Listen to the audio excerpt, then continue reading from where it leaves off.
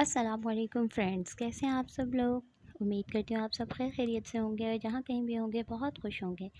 تو آج ہم لوگ شروع کریں گے ناول مالا کی ایپیسوڈ 15 کا پارٹ 3، اور یہ ہے لاسٹ پارٹ۔ تو اس سے پہلے میری آپ سب سے ایک معتبرانہ گزارش ہے کہ اگر آپ نے میرا چینل سبسکرائب نہیں کیا تو پلیز اسے سبسکرائب کر لیجئے۔ یہ تو بہت آسان ہے، نیچے ایک ریڈ کلر کا سبسکرائب بٹن ہے، اس کو پریس کیجئے اور ایک گھنٹی کے نشان کو دبا دیجئے۔ اس سے پتہ ہے کیا فائدہ ہوگا؟ اس سے آپ کو تو یہ فائدہ ہوگا کہ جو میرے آنے والے نئے ناولز، نئی ویڈیوز جو ہیں وہ آپ کو بر وقت مل جائیں گی، اور مجھے یہ فائدہ ہوگا کہ میرے جو ہیں وہ سبسکرائبرز بڑھ جائیں گے۔ پلیز مجھے جلدی سے 1000 کروا دیں تاکہ میرا چینل مونیٹائز ہو جائے۔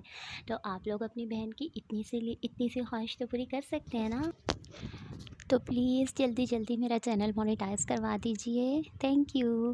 تو چلیے چلتے ہیں بغیر تاخیر کیے اپنے آج کی ایپیسوڈ کی طرف۔ 3 برس پہلے تم نے ہلال کے ساتھ ایسا کیوں کیا؟ یہ وہ پہلا سوال تھا جو اتنے دن بعد اس کو دیکھتے ہی نگینہ بیگم نے پوچھا تھا۔ انداز میں نہ گلہ تھا نہ غصہ، صرف نرمی تھی۔ یہ زیاد کا لاہور والا گھر تھا۔ اس کا لاؤنج ہمیشہ کی طرح نیم اندھیر تھا۔ وہ ایک پردے کے ساتھ رکھی آرام چیئر پہ بیٹھا تھا اور پیر لمبے کر کے اوتومن پہ رکھے تھے۔ پردوں کے درمیان سے روشنی باریک جھری کی صورت اندر آ رہی تھی۔ وہ جھری زیاد کے چہرے کے آدھے چہرے پر پڑ رہی تھی، باقی آدھا تاریکی میں تھا۔ وہ مر بھی سکتی تھی۔ وہ اسٹکے کے سہارے چلتی ہوئی اس کے قریب رکھی آرام چیئر پر بیٹھی۔ اس کے گھر والوں نے اس کی تلاش سے ہار مان لی۔ وہ اس جھری سے باہر دکھائی دیتے لان کو دیکھ رہا تھا۔ ایک آنکھ روشنی اور دوسری اندھیرے میں تھی۔ بچے کی دفعہ سب ہار مان جاتے ہیں۔ وہ دھیرے سے مسکرائیں، آنکھیں نم ہوئیں سوائے اس کی ماں کے۔ پھر غور سے اس کو دیکھا۔ کیا ہے اس لڑکی میں ایسا خاص جو اس کے لیے آپ نے؟ زیاد نے چہرہ ان کی طرف موڑا۔ اب وہ مکمل تاریکی میں تھا، لیکن ان کی آنکھوں کو تاریکی میں دیکھنے کی عادت تھی۔ مجھ سے ایک معصوم لڑکی کا قتل کروایا۔ معصوم تو میں بھی تھی زیاد، لیکن دنیا نے کیا کیا میرے ساتھ؟ ان کا چہرہ تاریکی میں تھا، سپاٹ، کسی تاثر کے بغیر۔ اس نے سر جھٹکا۔ کیا وہ آپ کے کام آئے گی؟ وہ ہمیشہ میرے کام کی رہے گی، لیکن اس کا راضی ہونا ضروری ہے۔ زیاد نے گردن موڑ لی۔ جھری واپس چہرے کو نیم روشن کرنے لگی۔ میں مزید کسی کا قتل نہیں کروں گا، میں اس کام کو چھوڑ رہا ہوں۔ وہ ایک لمحے کے لیے کچھ بول نہ سکی۔ یہ راستہ آپ نے اپنے لیے خود چنا تھا میرے بیٹے، لیکن اس کو اب آپ کسی اور کی وجہ سے چھوڑ رہے ہو۔ میں مزید اس گناہ کے دلدل کا حصہ نہیں بنوں گا، میں واپس دبئی جا رہا ہوں۔ وہ کھڑے ہوتے ہوئے بولا۔ اب اس کا سارا وجود 2 حصوں میں بٹا تھا، تاریک اور روشن۔ وہاں کیا کرو گے؟ ایک عام سی نوکری؟ آپ میرا سب سے قیمتی اثاثہ ہو۔ میں آپ سے بہت محبت کرتا ہوں امی۔ وہ ان کی طرف نہیں دیکھ رہا تھا۔ لیکن میں مزید آپ کے اس کھیل کا حصہ نہیں بنوں گا، مجھے نجات چاہیے۔ اب آپ اس راستے پر بہت دور آ گئے ہو، اب کوئی واپسی نہیں۔ مجھے کچھ عرصہ اس کا غم منانے دیں۔ وہ دروازے کی طرف بڑھ گیا۔ وہ پلٹ کے اسے دیکھنے لگی، اور وہ لڑکی کشمالہ اضطراب سے اسے پکارا۔ اس کے قدم ٹھہر گئے، مگر وہ مڑا نہیں۔ مجھے صرف ایک لڑکی پسند آئی تھی اور آپ نے اسے مجھ سے دور کر دیا، اب مجھے کسی میں دلچسپی نہیں ہے۔ وہ آگے بڑھ گیا۔ وہ گھر سے باہر جا رہا تھا۔ اس کے جانے کے بعد چند ثانیے گزرے تھے کہ کسی کونے سے اندرانی نکل کے اس طرف آئی۔ زیاد کی چھوڑی ہوئی جگہ کے ساتھ آ کر کھڑی ہوئی۔ کیا آپ اسے سبرینا کی حقیقت نہیں بتائیں گی؟ نگینہ بیگم چونکی، پھر چہرے پہ ناگواری گزری۔ نہیں۔ گردن موڑ کے گھور کے اسے دیکھا۔ آنکھوں میں اتنی ٹھنڈک تھی کہ اندرانی کے اندر تک سرد لہر دوڑ گئی۔ اس کے بارے میں جو میرے موکل بتا چکے ہیں وہ راز ہی رہے گا۔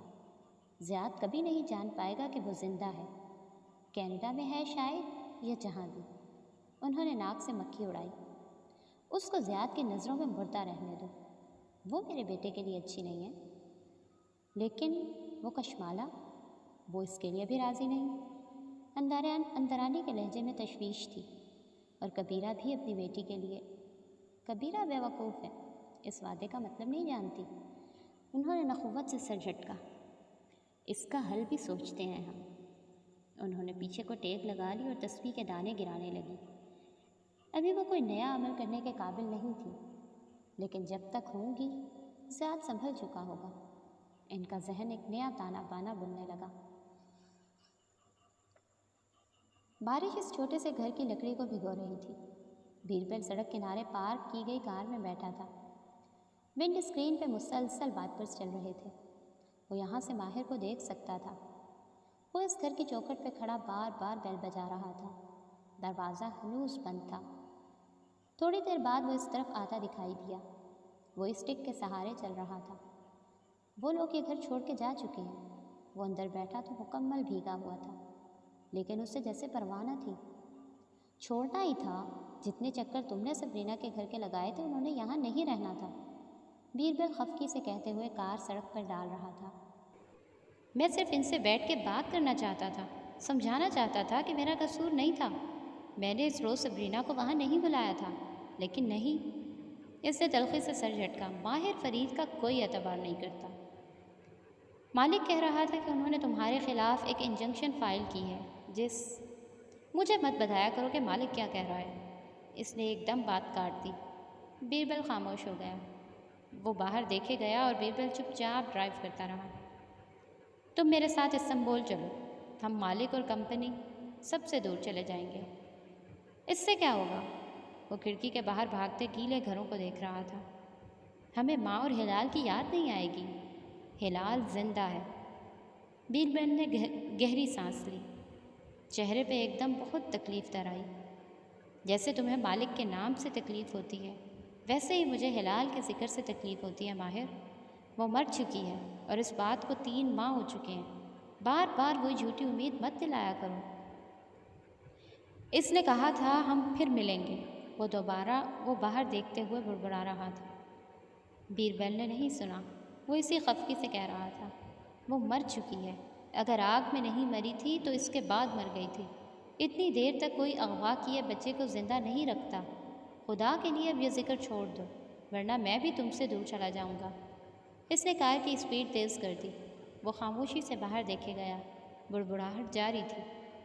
ہلال سے بدر اور بدر سے ہلال تک، الفاظ، اشکال، سب بارش کے پانی میں گڈمڈ ہو رہا تھا۔ تم نے سبرینا کے گھر دوبارہ جانے کی کوشش کیوں کی؟ یاسمین کے آفس میں سندل وڈ کی خوشبو پھیلی تھی۔ وہ ایک کرسی پہ ٹانگ جمائے بیٹھی اپنے پیڈ پہ کچھ لکھ رہی تھی۔ چہرے پہ خفگی تھی۔ وہ مجھے کچھ دینا چاہتی تھی۔ وہ سامنے کاؤچ پہ نڈھال سا لیٹا تھا، سر ایک آرم ریسٹ، پیر دوسرے تک لمبے کیے، 2 انگلیوں سے بند آنکھوں کو مسل رہا تھا۔ اس کی فیملی نے تمہارے خلاف انجنکشن فائل کی ہے ماہر۔ یہ تمہارے کریئر اور ریکارڈ کے لیے اچھا نہیں ہے۔ مجھے اس ملک میں رہنا ہی نہیں ہے۔ پھر کیا کرو گے؟ پتہ نہیں۔ مجھے غصہ آتا ہے اس ملک والوں پہ، اس شہر والوں پہ، آفس والوں پہ۔ ان سب کی نظر میں سائیکوپیتھ ہوں۔ تمہیں ابھی بھی بہت ضرورت ہے اپنے اوپر کام کرنے کی، وہ نرمی سے یاد دلا رہی تھی۔ پھر اس نے رک کے تھوک نکلا، جیسے الفاظ تلاش کیے۔ تمہیں میرے ایک سینئر سے ملنا چاہیے۔ وہ ایک دم چونک کے سیدھا ہوا، پیر نیچے اتارے۔ کیوں؟ غور سے اس کے چہرے کو دیکھا۔ وہ تمہاری مجھ سے زیادہ مدد کر سکتے ہیں۔ تم کہیں جا رہی ہو؟ اس کی ساری حسیات جاگ اٹھی۔ یاسمین کی آنکھوں میں نمی اور لبوں پہ مسکراہٹ در آئی۔ میں یہ ملک چھوڑ رہی ہوں۔ میرا ورک پرمٹ رینیو نہیں ہو سکا۔ کہاں جاؤ گی تم؟ روس میں کچھ نہیں رکھا۔ میں وہیں جاؤں گی جہاں روس کے لوگ پیسہ کمانے جاتے ہیں۔ ترکی، وہ ایک دم بولا۔ کمرے کی فضا بوجھل سی ہو گئی تھی۔ اس نے اس بات میں سر ہلا دیا۔ ترکی اس شہر سے سستا ہے۔ وہاں ہم روسیوں کے لیے رہنے کے مواقع بہتر ہیں۔ لیکن مجھے تمہاری ضرورت ہے۔ تم ایک تھراپسٹ پر اتنا انحصار نہیں کر سکتے۔ میں کسی دوسرے تھراپسٹ کے پاس نہیں جا سکتا، وہ مجھ پہ یقین نہیں کرے گا۔ وہ بے بسی سے مٹھیاں بھینچے ہوئے تھا۔ یاسمین کو لگا اس کے سامنے ایک بچہ بیٹھا ہے جس کی آنکھوں میں خوف ہے۔ ماہر، وہ سرگوشیاں، وہ چاپ، وہ ابھی بھی سنائی دیتی ہیں۔ میں ان کو نظر انداز نہیں کر پا رہا۔ اس نے سر نیچے گرا دیا اور دونوں ہاتھوں میں بال بھینچ لیے۔ تم لانگ ڈسٹینس کر سکتے ہو؟ نہیں، میں ایسے یہاں بیٹھے بغیر تمہیں اپنی بات نہیں سمجھا سکتا۔ ماہر، تمہیں میرے فیصلے کا احترام کرنا ہوگا۔ مجھے خود کو اور اپنی فیملی کو سب سے اوپر رکھنا ہے، وہ نرمی سے کہہ رہی تھی۔ وہ چند لمحے اسی بے بسی سے اسے دیکھے گیا۔ میں تمہیں وہاں جانے سے نہیں روک سکتا، لیکن تم مجھے وہاں آنے سے بھی نہیں روک سکتی۔ اس کا ذہن ایک فیصلہ کر چکا تھا۔ وہاں سے نکلتے ہوئے وہ بیربل کا نمبر ملا رہا تھا۔ بیربل، میں تمہاری بات ماننے کے لیے تیار ہوں، وہ ایک ہی سانس میں کہتا گیا۔ ہم اسی ہفتے استنبول جا رہے ہیں۔ دوسری جانب بیربل فون رکھتے ہی نم آنکھوں سے مسکرایا۔ اس کا بھائی بالآخر اس کے محبت میں اس کے پسندیدہ شہر میں رہنے آ رہا تھا۔ عبد المالک فرید اسکرین کو دیکھتے ہوئے اب 2 انگلیوں سے ننھی پیالی چہرے کے قریب لے گئے۔ ایک گھونٹ میں اس پریشر شاٹ حلق میں انڈیلا اور کپ نیچے رکھا۔ چند قطرے پیندے کے ساتھ لگے رہ گئے، ان میں بنے نقش و نگار میں چھپی قسمت کی لکیروں سے بے نیاز۔ کی بورڈ پہ کچھ ٹائپ کرنے لگے۔ دفعتاً یوں ہی نگاہ اوپر اٹھی اور دیوار پہ لگی CCTV اسکرین پہ ٹھہر گئی۔ وہاں ایک فریم میں ماہر لفٹ سے نکلتا دکھائی دے رہا تھا۔ وہ ایک دم اٹھ کھڑے ہوئے، پلکیں جھپکنا بھول گئیں۔ ماہر آفس کی طرف جا رہا تھا، قاسم فرید کے آفس کی طرف، اپنے آفس کی طرف۔ ان کے ہونٹوں پہ کوئی مسکراہٹ چھو کے معدوم ہو گئی۔ چہرہ واپس بے تاثر ہو گیا اور وہ کوٹ کا بٹن بند کرتے ہوئے اٹھ گئے۔ بنا دستک کے ماہر کے آفس کا دروازہ کھولا تو وہ بک شیلف کے پاس کھڑا چند کتابیں اٹھا رہا تھا۔ مالک فرید چوکھٹ میں کھڑے رہ گئے۔ چونک کے پہلے اسے دیکھا جو ان سے رخ موڑے ہوئے تھا، اور پھر میز کو جہاں ایک باکس رکھا تھا وہ اس میں چیزیں ڈال رہا تھا۔ ان کے سینے پہ کسی نے پیر رکھ دیا۔ کہاں جا رہے ہو؟ چہرہ البتہ سپاٹ تھا۔ یہاں سے دور۔ کیوں؟ یہ تمہارا اپنا آفس ہے۔ وہ کوٹ کا بٹن کھولتے ہوئے ایک صوفے پہ بیٹھے، ٹانگ پہ ٹانگ جمائی، غور سے اس کی پشت کو دیکھا۔ وہی آفس جہاں سے تم نے مجھے نکالا تھا۔ ماہر نے پلٹ کے ایک چبھتی ہوئی نگاہ ان پہ ڈالی۔ تمہاری سیکرٹری کا سر میں نے نہیں پھوڑا تھا، تم نے میرے لیے کوئی راستہ چھوڑا تھا کیا؟ ان کا لہجہ تیز تھا۔ ماہر سر جھٹک کے واپس پلٹ گیا۔ ہاتھ تیزی سے اپنی قیمتی چیزیں سمیٹ رہے تھے۔ کہاں جاؤ گے؟ وہ اس کے ہاتھوں کے حرکات کو دیکھ رہے تھے۔ استنبول، ایک ڈوبتی معیشت کے شہر میں۔ انہوں نے جیسے افسوس کیا۔ تمہیں میری فکر نہیں کرنی چاہیے، لیکن تمہیں اپنے باپ کی کمپنی کی فکر ہونی چاہیے۔ تم کافی ہو اس سب کی فکر کرنے کے لیے۔ وہ پتلیاں سے کیڑ کے غور سے اس کا چہرہ دیکھتے رہے۔ تم کسی بہتر جگہ بھی جا سکتے تھے، استنبول کیوں؟ بیربل کے لیے؟ انہیں جیسے یقین نہیں آیا تھا۔ وہ ایک فریم دیوار سے اتار کے سیدھا ہوا اور براہ راست ان کو دیکھا۔ یاسمین کے لیے۔ فریم لیے وہ میز تک آیا۔ تمہیں شاید معلوم بھی نہ ہو کہ یاسمین کون ہے۔ وہ میری تھراپسٹ ہے۔ جب تم مجھے اس مینٹل اسائلم میں پھینک کے بھول چکے تھے تب صرف اس نے میری مدد کی تھی۔ تم اس کے ساتھ لانگ ڈسٹینس بھی رکھ سکتے ہو، یہ تمہاری کمپنی ہے۔ میں ہمیشہ اس کا جنرل مینیجر رہا ہوں، مالک نہیں، وہ تم ہو۔ باہر نے زور سے باکس کا ڈھکن بند کیا۔ اس کے چہرے پہ اب برہمی در آئی تھی۔ تم نے مجھے یہاں سے نکالا تھا، میں یہاں واپس نہیں آؤں گا، نہ ہی میں تمہیں معاف کر سکتا ہوں۔ اس نے باکس اٹھایا اور چلتا ہوا مالک کے صوفے کے قریب آیا۔ کس نے کہا مجھے تمہاری معافی کی ضرورت ہے؟ انہوں نے ہلکے سے اشانے اچکائے۔ آف کورس، میں بھی کس پتھر سے مخاطب ہوں۔ وہ دروازہ زور سے بند کرتا باہر نکل گیا۔ آفس ایک دم ویران ہو گیا۔ وہ تنہا بیٹھے رہ گئے۔ ان کے سامنے قاسم فرید کی سیٹ خالی پڑی تھی۔ مالک فرید کی آنکھوں میں زمانے بھر کی تکلیف در آئی۔ زیاد، انہوں نے تیسری دفعہ پکارا تھا، لیکن جواب ندار۔ نگینہ بیگم کچھ دیر لاؤنج کے تخت پہ بیٹھی زیاد کے کمرے کے بند دروازے کو دیکھے گئیں، پھر اسٹک کے سہارے قدم قدم چلتی اس طرف آئیں اور دروازہ کھولا۔ کمرہ خالی تھا، نیم اندھیر، بھاری پردے کھڑکیوں کے آگے برابر تھے۔ زیاد، وہ چونکی، پھر پریشانی سے دائیں بائیں دیکھا، باتھ روم بھی خالی تھا۔ کپ کپاتے ہاتھوں سے اس کی الماری کھولی، وہاں سے بہت کچھ جا چکا تھا، بالخصوص اس کا سیاہ سفری بیگ جس کو وہ ہمیشہ ساتھ رکھتا تھا۔ اندرانی، میرا فون لاؤ۔ وہ اس کے بیڈ کے کنارے پر بیٹھی اندرانی کو پکارنے لگی۔ پیشانی پہ پسینے کے قطرے ابھرنے لگے۔ اندرانی بھاگ کے فون لے آئی، لیکن زیاد کو کال ملانے سے پہلے وہ ٹھہر گئیں۔ اس کا 2 گھنٹے پہلے کا آیا آڈیو میسج جگمگا رہا تھا۔ میں آج کے بعد آپ کے لیے کوئی کام نہیں کروں گا سرکار۔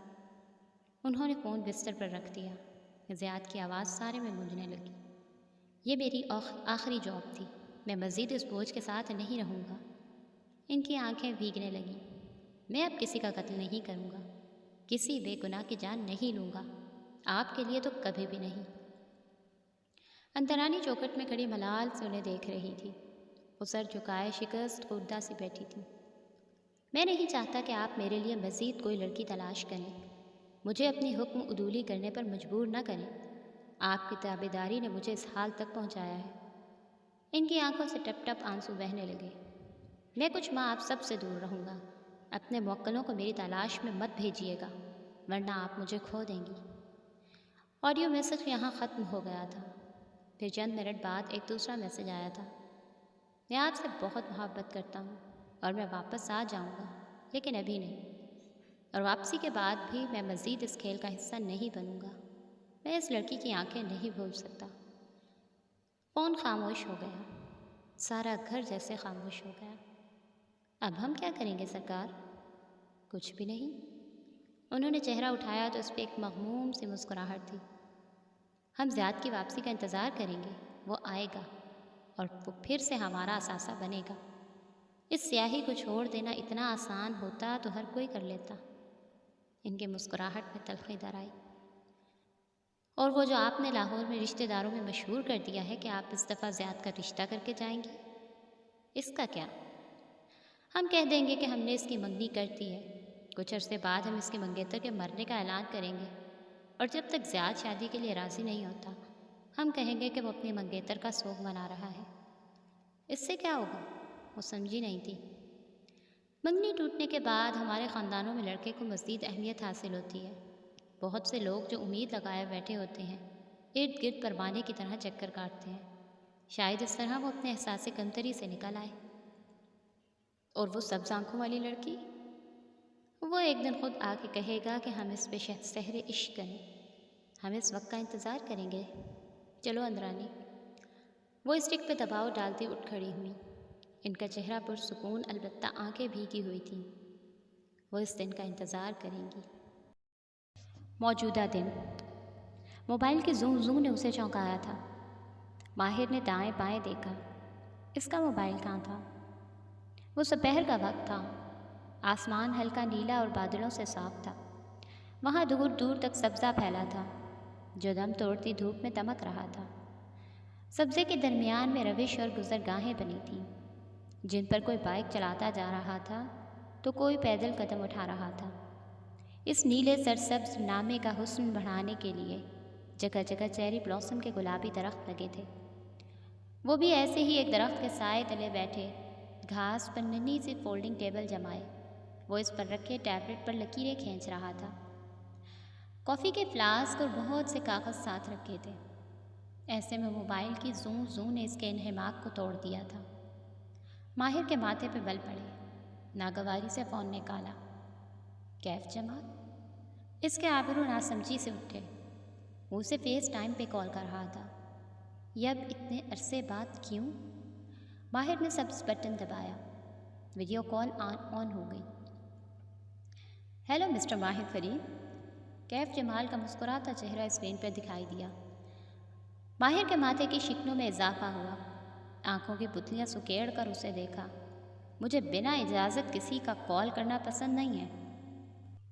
کیا سرپرائز بھی پسند نہیں ہے؟ وہ مسکرایا۔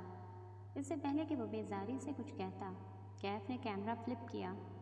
وہاں ایک منظر دکھائی دینے لگا۔ میری نئی امپلائر سے ملو۔ کسی مال کے اندر ایک کافی شاپ کا چوکور احاطہ تھا۔ وہاں کاؤنٹر پہ ایک لڑکی کھڑی تھی، ساتھ کسی سے کچھ کہہ رہی تھی۔ سر پہ پی کیپ، سامنے ایپرن پہنے۔ ویڈیو کال کی کوالٹی بہت اچھی نہ تھی، لیکن وہ ایک دم سیدھا ہو کے بیٹھا۔ تنے کی ٹیک جوڑ دی۔ وہ مالا تھی۔ وہ اسے مجمع میں بھی پہچان سکتا تھا، اور بنا چاند کے اندھیری رات میں بھی۔ اور کال کٹ گئی۔ اس کے ماتھے کی ساری شکنیں غائب ہو گئیں۔ ٹیبلٹ، اسکیچ، کافی فلاسک سب غیر ضروری ہو گیا۔ تیزی سے کال بیک کا بٹن دبایا۔ سوری ماہر بھائی، کال کٹ گئی تھی۔ کیف جمال نٹائی سے مسکرایا۔ میں آج کل کشمالہ مبین کا باڈی گارڈ ہوں۔ تم وینکوور میں کیا کر رہے ہو؟ وہ آنکھیں چھوٹی کر کے اس کا چہرہ پڑھنے کی کوشش کر رہا تھا۔ اوہ، یعنی آپ جانتے ہیں کہ وہ وینکوور میں ہے۔ واہ، اس کے آبرو ستائش میں اٹھے۔ آنکھوں میں عجیب سی چمک تھی۔ میں نے اس سے معافی مانگ لی ہے اور وہ اب میرا اعتبار کرتی ہے، اس لیے اس نے مجھے نوکری دی ہے۔ کچھ تھا اس کے انداز میں جو اس کی پیشانی پہ بل پڑنے لگے، لیکن بہت ضبط سے لب کھینچ لیے۔ لیکن وہ کیا ہے کہ اس نوکری سے میرا گزارا ممکن نہیں، وہ تھوڑی کھجاتے ہوئے کہہ رہا تھا۔ آپ میرے اوپر بہت سے قرض چھوڑ گئے تھے کیونکہ تم نے ڈیل توڑی تھی، تم نے اس سے جھوٹ بولا تھا۔ ایک دفعہ پھر بول سکتا ہوں اگر آپ اور میں دوبارہ ڈیل کر لیں۔ وہ ڈٹائی سے مسکرایا۔ مجھے اب وعدہ خلاف لوگوں کے ساتھ معاہدے کرنا پسند نہیں ہے کیف۔ اس کی چبھتی نظریں اس کے چہرے پہ جمی تھیں۔ لوزر۔ کیف، یس کیف، اس نے سمجھتے ہوئے سر ہلایا۔ اسی وجہ سے آپ کو کال کر رہا ہوں، کیونکہ میرے امپلائر نے کہا ہے کہ وہ مجھے کیف کہہ کے نہیں پکارے گی۔ ماہر کی گردن میں گلٹی سی بھر کے معدوم ہوتی دکھائی دی۔ وہ اسی ڈٹائی سے کہہ رہا تھا، جس سے مجھے اندازہ ہوا کہ اس معاملے میں کسی نہ کسی کی فیلنگز انوالوڈ ہیں۔ تمہارے امپلائر کو معلوم ہے کہ تم مجھے کال کر رہے ہو، اور جب فیلنگز انوالوڈ ہوں، اس نے جیسے سنا ہی نہیں، تو قیمت بڑھ جاتی ہے۔ تم مجھ سے کیا چاہتے ہو؟ ویکلی ریٹینر، اور میں تمہیں ریٹینر پہ کیوں رکھوں گا؟ بدلے میں آپ کو اس کے بارے میں تمام معلومات فراہم کروں گا، اس کی حفاظت کروں گا، وغیرہ وغیرہ۔ اور اگر میں ایسا نہ کروں تو میں اس کے شوہر کے ساتھ ڈیل کر کے اسے نقصان بھی پہنچا سکتا ہوں۔ کیا آپ کو بلیک میل بھی نہیں پسند؟ اس نے گہری سانس لی۔ میرا خیال ہے تم پہلے اس کے شوہر کے ریٹینر پہ ہو، اسی لیے میں تمہارے ہاتھوں بلیک میل نہیں ہوں گا۔ کسی اور کو ٹرائی کرو۔ چہرہ سپاٹ تھا۔ اس میں آپ کا ہی فائدہ ہے ماہر بھائی۔ میرا فائدہ اس میں ہے کہ میں مالا کو تمہاری کال کے بارے میں بتا دوں۔ وہ کس کا اعتبار کرے گی؟ وہ آدمی جس نے اسے دھوکہ دیا، یا وہ جس پہ اعتبار کر کے اسے اپنے سب سے زیادہ قریب جاب دی ہے؟ درمیان میں زیاد کی کال آنے لگی تو کیف جمال نے جلدی سے ماہر کی کال بند کی۔ تمہارا نمبر کیوں بیزی تھا؟ سوری، بہن سے فیس ٹائم کر رہا تھا، گڑبڑا کے کہا۔ پھر فون کان سے لگائے سنے گیا۔ جی، میرا آج جاب کا پہلا دن ہے۔ جی، میں اس پر نظر رکھے ہوئے ہوں۔ نہیں، ابھی کچھ خاص نہیں ہوا، اس کی بہن ملنے آئی ہوئی ہے۔ زیاد کو تمام معلومات فراہم کرنے کے بعد کیف جمال نے فون رکھا۔ کچھ دیر وہاں بیٹھا کچھ سوچتا رہا۔ وہ کافی شاپ کے سامنے ایک آئس کریم پارلر کی کرسیوں پہ بیٹھا تھا۔ مالا نے اس کو یہیں بیٹھنے کا کہا تھا، یہاں سے وہ اس کو ڈسٹرب کیے بغیر اس کے ارد گرد نظر بھی رکھ سکتا تھا۔ اس وقت وہ کیش کاؤنٹر پہ کھڑی اپنی بہن سے کسی بحث میں مشغول تھی۔ کیف ان کی آوازیں نہیں سن سکتا تھا۔ کچھ سوچتے ہوئے اس نے کال لاگ میں سے زیاد اور ماہر کو کی جانے والی کال ڈیلیٹ کی، صرف ماہر کی انکمنگ کال بچائے رکھی۔ پھر وہ جگہ سے اٹھا اور مال کی راہداری عبور کر کے کافی شاپ تک آیا۔ میم، وہ کھنکارا، جلدی بولو۔ وہ ماہر کو وہیں چھوڑ کے اس کی طرف آئی۔ وہ قدرے بیزار لگ رہی تھی۔ مجھے ابھی ماہر فرید کی کال آئی ہے، اس نے قدرے حیرت سے کہتے ہوئے اسکرین اس کے سامنے کی۔ وہ چونکی، پھر ماتھے پہ بل پڑے۔ کیا چاہتا ہے وہ؟ مجھ سے آپ کے بارے میں پوچھ رہا تھا۔ میں نے کہا کہ میں نہیں جانتا آپ کہاں ہیں۔ وہ تعجب سے کہہ رہا تھا۔ کہہ دیتے میں تمہارے سامنے ہوں، جو کرنا ہے کر لو۔ وہ اکتا کے بولی اور واپس چلی گئی۔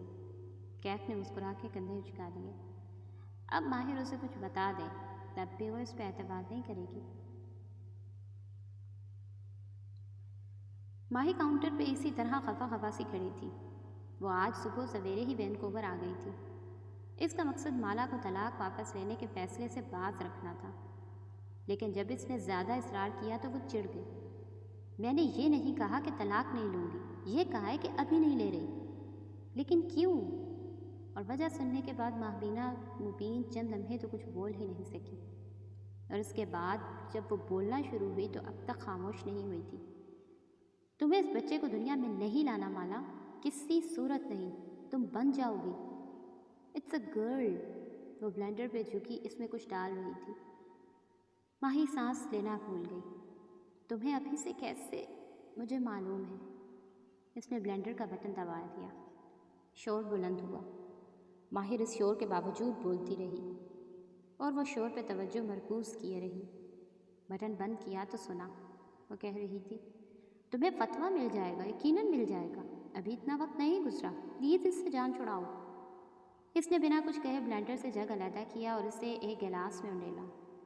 سرخ سمودی جھاگ سمیت کانچ کے جام میں بھرتی رہی۔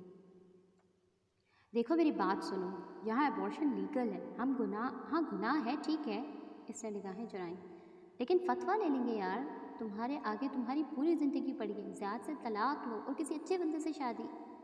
بالا نے زور سے گلاس کاؤنٹر پہ رکھا۔ ماہی کے الفاظ دم توڑ گئے۔ تمہیں لگتا ہے اب ساری زندگی شادی کے بارے میں سوچ بھی سکتی ہوں؟ وہ بے یقینی سے اسے دیکھ رہی تھی۔ تم ایسا سوچ بھی کیسے سکتی ہو ماہی؟ تمہارا کیا بگڑا ہے مالا؟ امیج بگڑ گیا ہے۔ ساری دنیا کے مردوں کا امیج میری نظر میں بگڑ گیا ہے، سب ایک جیسے ہوتے ہیں۔ 3 پیپر نیپکن باکس سے نکالے اور اسے گھورتے ہوئے تھمائے۔ اچھے مرد بھی ہوتے ہیں۔ ماہی کی آواز پست تھی۔ کہاں ہوتی ہے؟ کم از کم میری دنیا میں نہیں ہوتے۔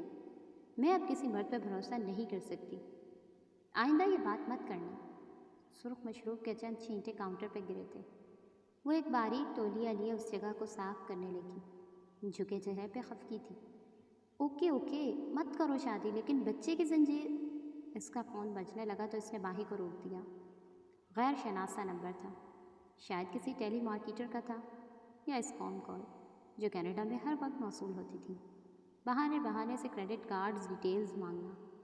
ہیلو، وہ پھاڑ کھانے والے لہجے میں بولی۔ Kashmala be be? اندر آنے کی آواز پہچاننے میں اسے چند لمحے لگے۔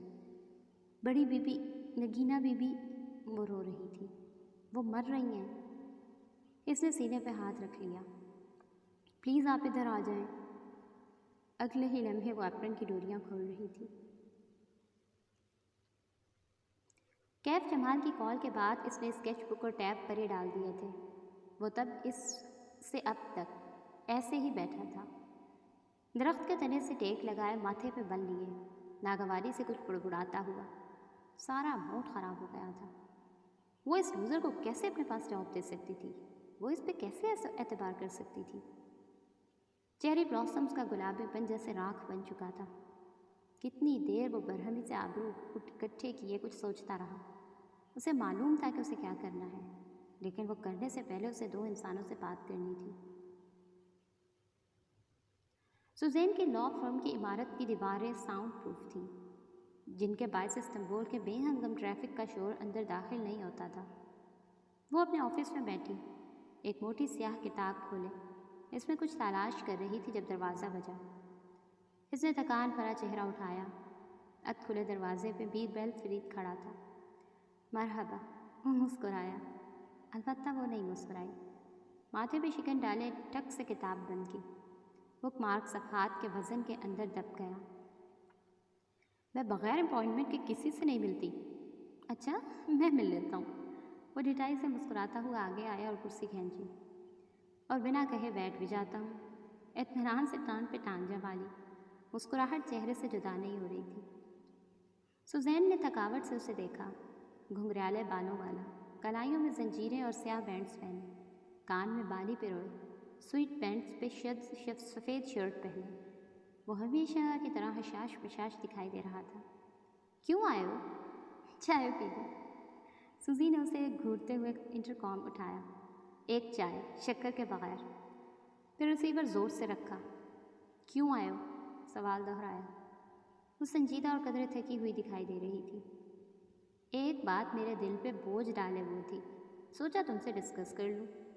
میرے آفس کے دروازے پہ وکیل لکھا ہے یا تھراپسٹ؟ مجھے دونوں کی ضرورت نہیں ہے، صرف ایک سننے والا کان چاہیے۔ وہ اسی ڈٹائی سے مسکرایا۔ کہو۔ اس نے پیچھے کو ٹیک لگا لی اور انگلیاں باہم پھنسائے غور سے اسے دیکھنے لگی۔ خاکی کوٹ میں ملبوس، کانوں میں سنہرے ڈراپس پہنے، وہ وال کیچر میں باندھے ہوئے تھی۔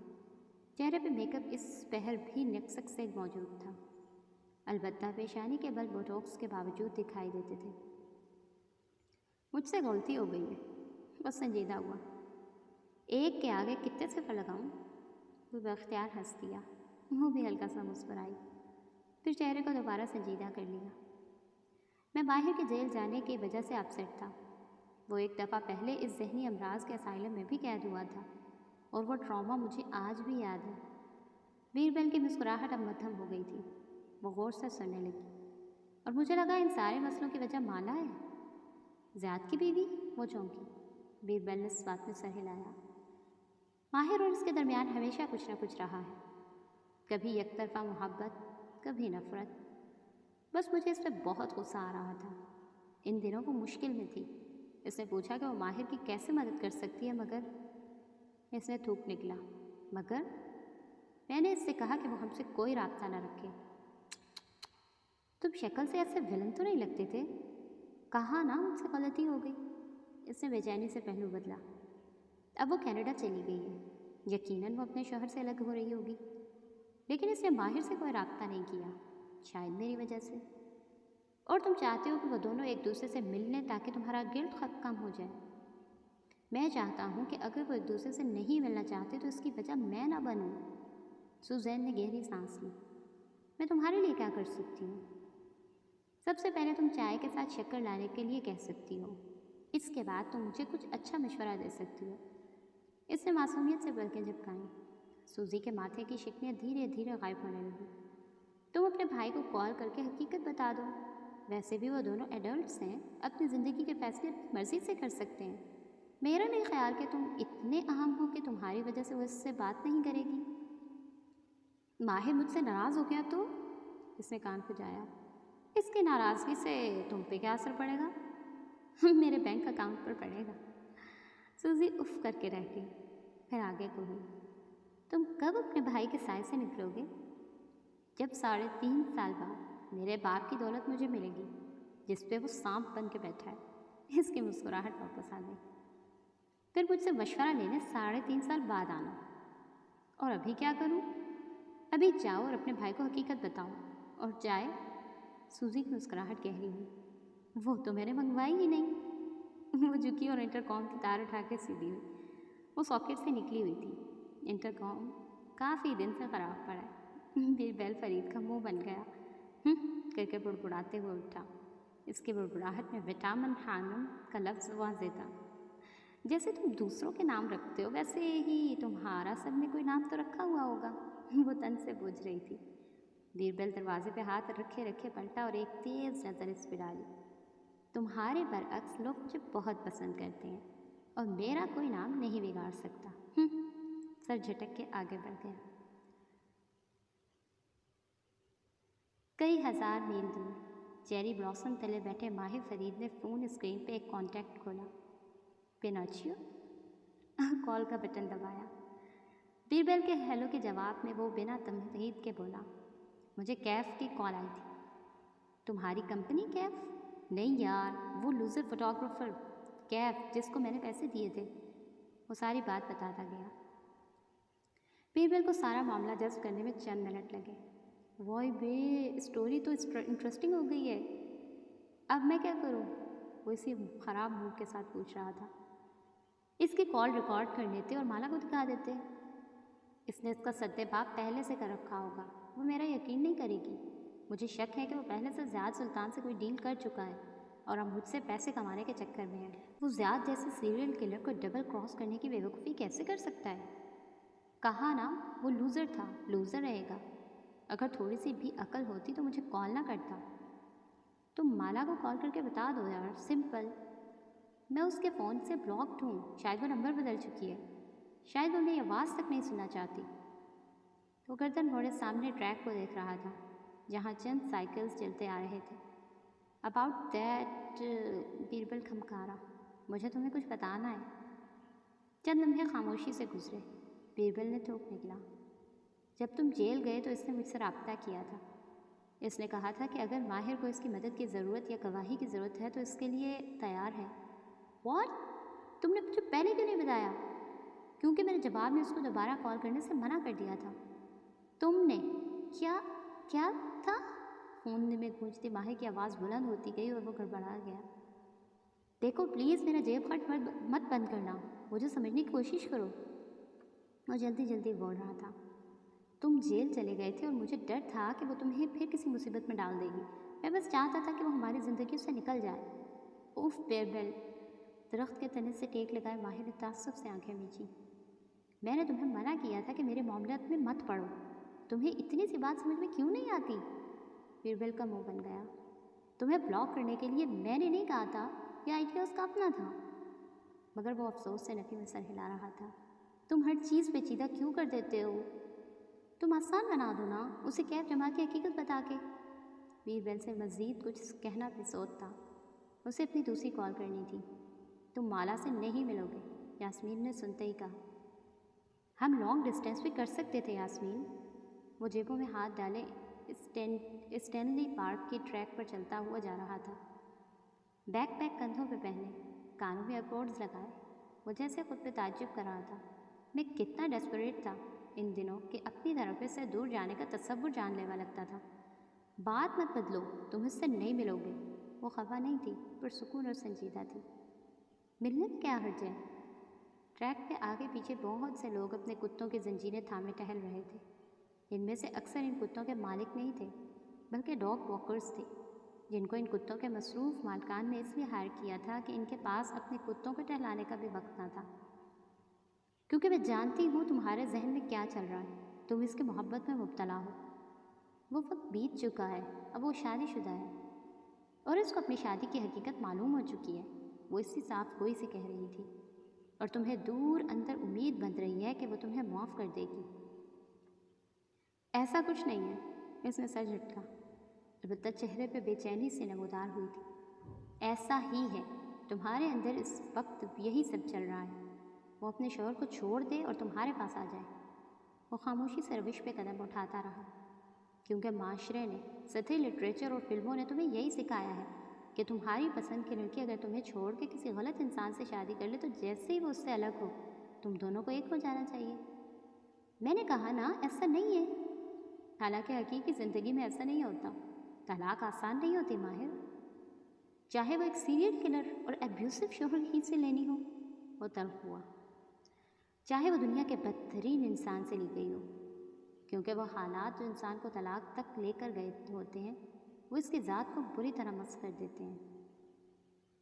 کافی شاپ کے سامنے رکھی ایک میز کے ساتھ مالا کھڑی تھی، پی کیپ پہنے، سر جھکائے۔ وہ ایک جگ سے میز پہ رکھے کیکٹس کے گملے کو پانی دے رہی تھی، احتیاط سے، قطرہ قطرہ۔ پیچھے سے پیٹ نے اس کے کندھے پہ ہاتھ رکھا تو وہ ڈر کے اچھلی، جگ ہاتھ سے گر گیا، سارا پانی فرش پہ بہہ گیا۔ سوری سنبھل کے معذرت کرتی جلدی جلدی پیپر ٹاول نکالنے لگی۔ شیلڈن پانی سے بھیگا کھڑا تھا۔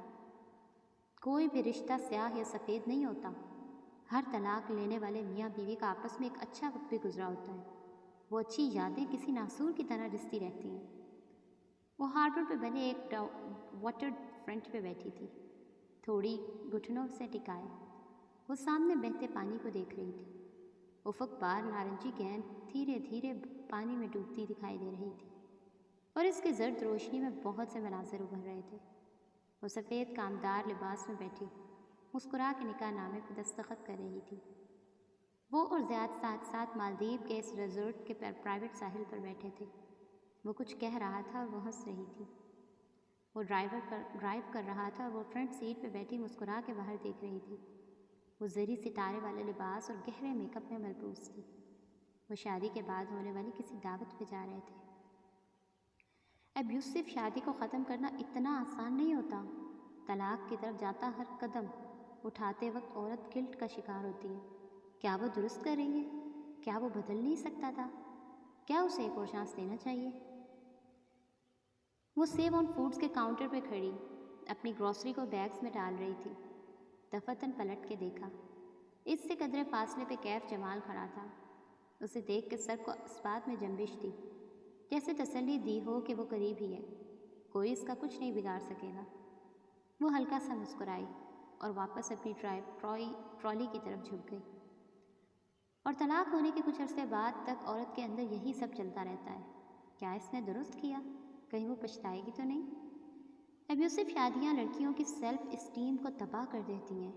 ان کا اپنے اوپر سے اعتبار ختم ہو جاتا ہے۔ رات اس اپارٹمنٹ بلڈنگ کو سیاہ پردوں میں چھپائے ہوئے تھی۔ وہ بتیاں بجھائے کھڑکی کے پردے برابر کر رہی تھی۔ ایک جھری سے باہر جھانکا۔ کیف اپنی کار پہ وہاں سے زیادہ دکھائی دے رہا تھا۔ ایک طلاق کے تجربے سے گزرتی عورت ذہنی طور پر اتنی توڑ پھوڑ کا شکار ہوتی ہے کہ وہ اگلی شادی یا اگلے مرد کے بارے میں نہیں سوچ سکتی۔ نہ سوچنا چاہیے۔ جو عورتیں ایک شادی سے نکل کر فوراً کسی دوسرے رشتے میں خود کو داخل کر لیتی ہیں اس خوف سے کہ کہیں وہ اکیلی نہ رہ جائیں، وہ بہت بڑی غلطی کرتی ہیں۔ کمرے میں نیم اندھیرا تھا۔ اس کی روم میٹ اپنے بستر پہ کروٹ لیے سو رہی تھی، مگر وہ جاگی ہوئی تھی۔ قالین پہ بیٹھے، دیوار سے ٹیک لگائے، وہ اسکیچ بک پہ تیز تیز انگلیاں چلا رہی تھی۔ آنکھیں بھیگی ہوئی تھیں۔ ایک پھولوں سے سجی بیکری کا خاکہ سا ابھر رہا تھا۔ کسی مرد کو طلاق سے گزرتی عورت کی زندگی میں کچھ عرصے تک مداخلت بالکل نہیں کرنی چاہیے، کیونکہ وہ عورت کا ایک ولنریبل وقت ہوتا ہے۔ ایسے میں درست فیصلے نہیں کر سکتی۔ وہ خوف اور بے اعتباری کا شکار ہوتی ہے۔ اسے پہلے خود کو ہیل کرنا ہوتا ہے، اپنے زخموں کو بھرنا ہوتا ہے، اپنی ذات کا اعتبار واپس حاصل کرنا ہوتا ہے۔ اس کے بعد اسے کسی نئے تعلق میں جانا چاہیے، ورنہ اس کا اگلا تعلق بھی کامیاب نہیں ہوتا۔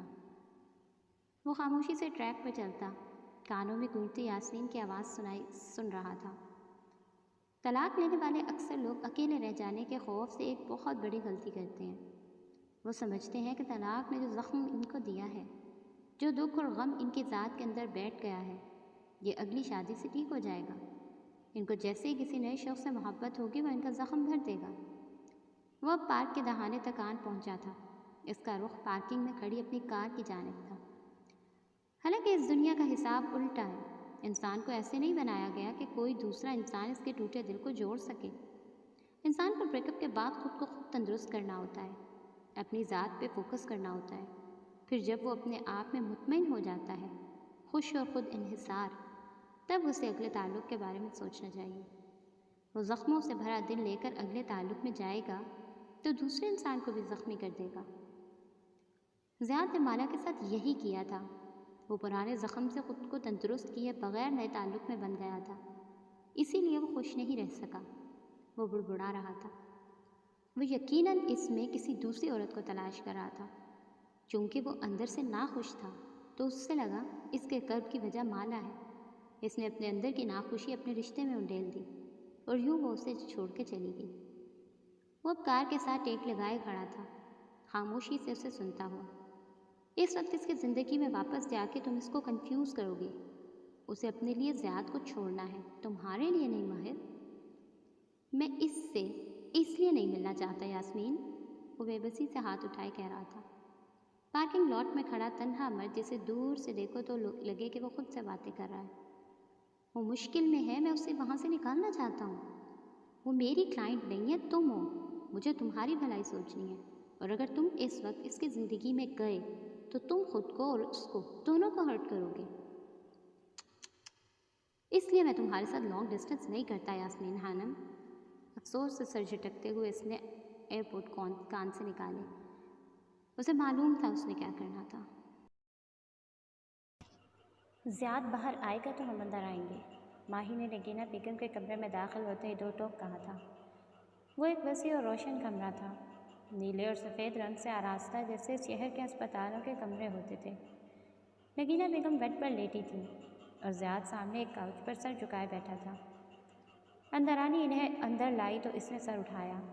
مالا کو دیکھتے ہی وہ تیزی سے اٹھ کھڑا ہوا، لیکن پھر ماہی کے الفاظ پہ اس کے تنے اعصاب جیسے ڈھیلے پڑ گئے۔ وہ مالا کا ہاتھ تھامے ہوئے تھی جو صرف نگینہ بیگم کو دیکھ رہی تھی۔ ان کے چہرے کے ایک حصے پہ بینڈیج لگے تھے اور بہت سی نالیاں ان کے جسم کے ساتھ پیوست تھیں۔ آپ آ جائیں، میں باہر جا رہا ہوں، زیاد سنجیدگی سے کہتا دروازے کی طرف بڑھا۔ وہ دونوں ایک طرف ہٹ گئیں۔ وہ ان کے ساتھ سے نکل کے چلا گیا۔ ماہی البتہ اس کو گھورتی رہی، یہاں تک کہ وہ کوریڈور کے دوسرے سرے پہ گمنام ہو گیا۔ پھر اس نے ناخوشی سے مالا کو دیکھا۔ وہ بہت بے فکر مندی سے نگینہ بیگم کو دیکھ رہی تھی۔ ہمیں کیا ضرورت تھی آنے کی؟ ماہی اس کے کان میں گھسی۔ وہ ایک ماں ہیں، مائیں ایک جیسی ہوتی ہیں ماہی، کبھی ہماری ماں بھی ایسے ہسپتال میں ہی تھی۔ مالا نے پلٹ کے اسے گھورا۔ ماہی کے ماتھے کے بل قدرے سیدھے ہوئے، ندامت سے تھوڑی جھکا دی۔ اور وہ میرے ساتھ ہمیشہ اچھی رہی ہیں۔ زیاد اور میرا معاملہ ایک طرف، میری انسانیت ابھی ختم نہیں ہوئی کہ میں ان کی بیمار پرسی کرنے نہ آؤں۔ سرگوشی میں کہہ کے وہ نگینہ بیگم کی طرف مڑی۔ وہ ابھی نیند سے جاگی تھی۔ بدقت آنکھیں کھول کے انہیں دیکھا، پھر گیلی پلکوں سے مسکرائیں۔ آنٹی آپ کیسی ہیں؟ وہ نرمی سے پوچھتی ان کے قریب آئی۔ پیچھے کھڑی ماہی کے ماتھے پر پھر سے سلوٹیں پڑنے لگیں۔ بس اللہ جس حال میں رکھے، آپ کیسی ہو؟ وہ مسکرا کے اسے دیکھ رہی تھی۔ وہ جواباً کچھ کہنے لگی، لیکن ایک دم فضا میں وہی بوجھل پن سا چھانے لگا۔ اس نے چونک کے ماہی کو دیکھا، وہ بھی اپنا خوش تھی۔ میں باہر جا رہی ہوں، اسی برے موڈ سے کہتی وہ باہر نکل گئی۔ مالا نے دائیں بائیں دیکھا۔ کیا تھا اس کمرے میں؟ کسی دوا کی بو یا ہسپتال کی گھٹن، یا جیسے اس نے بے اختیار سینے پہ ہاتھ رکھا، کوئی سیاہ بادل ہو جو اسپتال کے کمرے کی فضا میں آن ٹھہرا ہو۔ اس کے اندر اتنا دھواں بھرا ہو کہ سانس لینا بھی دشوار تھا۔ میں ٹھیک ہوں، وہ بدقت مسکرائی۔ کشمالا، انہوں نے اپنا کپکپاتا ہاتھ اس کی طرف بڑھایا۔ مالا کی نظریں اس پہ جھکیں۔ ہاتھ میں آئی بھی لائن لگی تھی۔ ہسپتال کے گاؤن کے آدھے آستین تھے۔ وہ کوہنی تک ان کا بازو دیکھ سکتی تھی۔ اس بازو پر ایک نشان تھا، صلیب سے ملتا جلتا، اور ساتھ 2 نقطے۔ اس نے پہلے یہ کبھی نہیں دیکھا تھا۔ وہ ہمیشہ پوری آستین کے شلوار قمیض پہنتی تھی۔ زیاد سے صلح کر لو، انہوں نے اس کا ہاتھ تھام لیا۔ آنکھوں میں آنسو تھے۔ آنٹی میں یہ بات نہیں کرنا، میری زندگی کم ہے، خدا کے لیے میرے بیٹے کو مت چھوڑو۔ اور وہ اب تکلیف سے سانس لے رہی تھی۔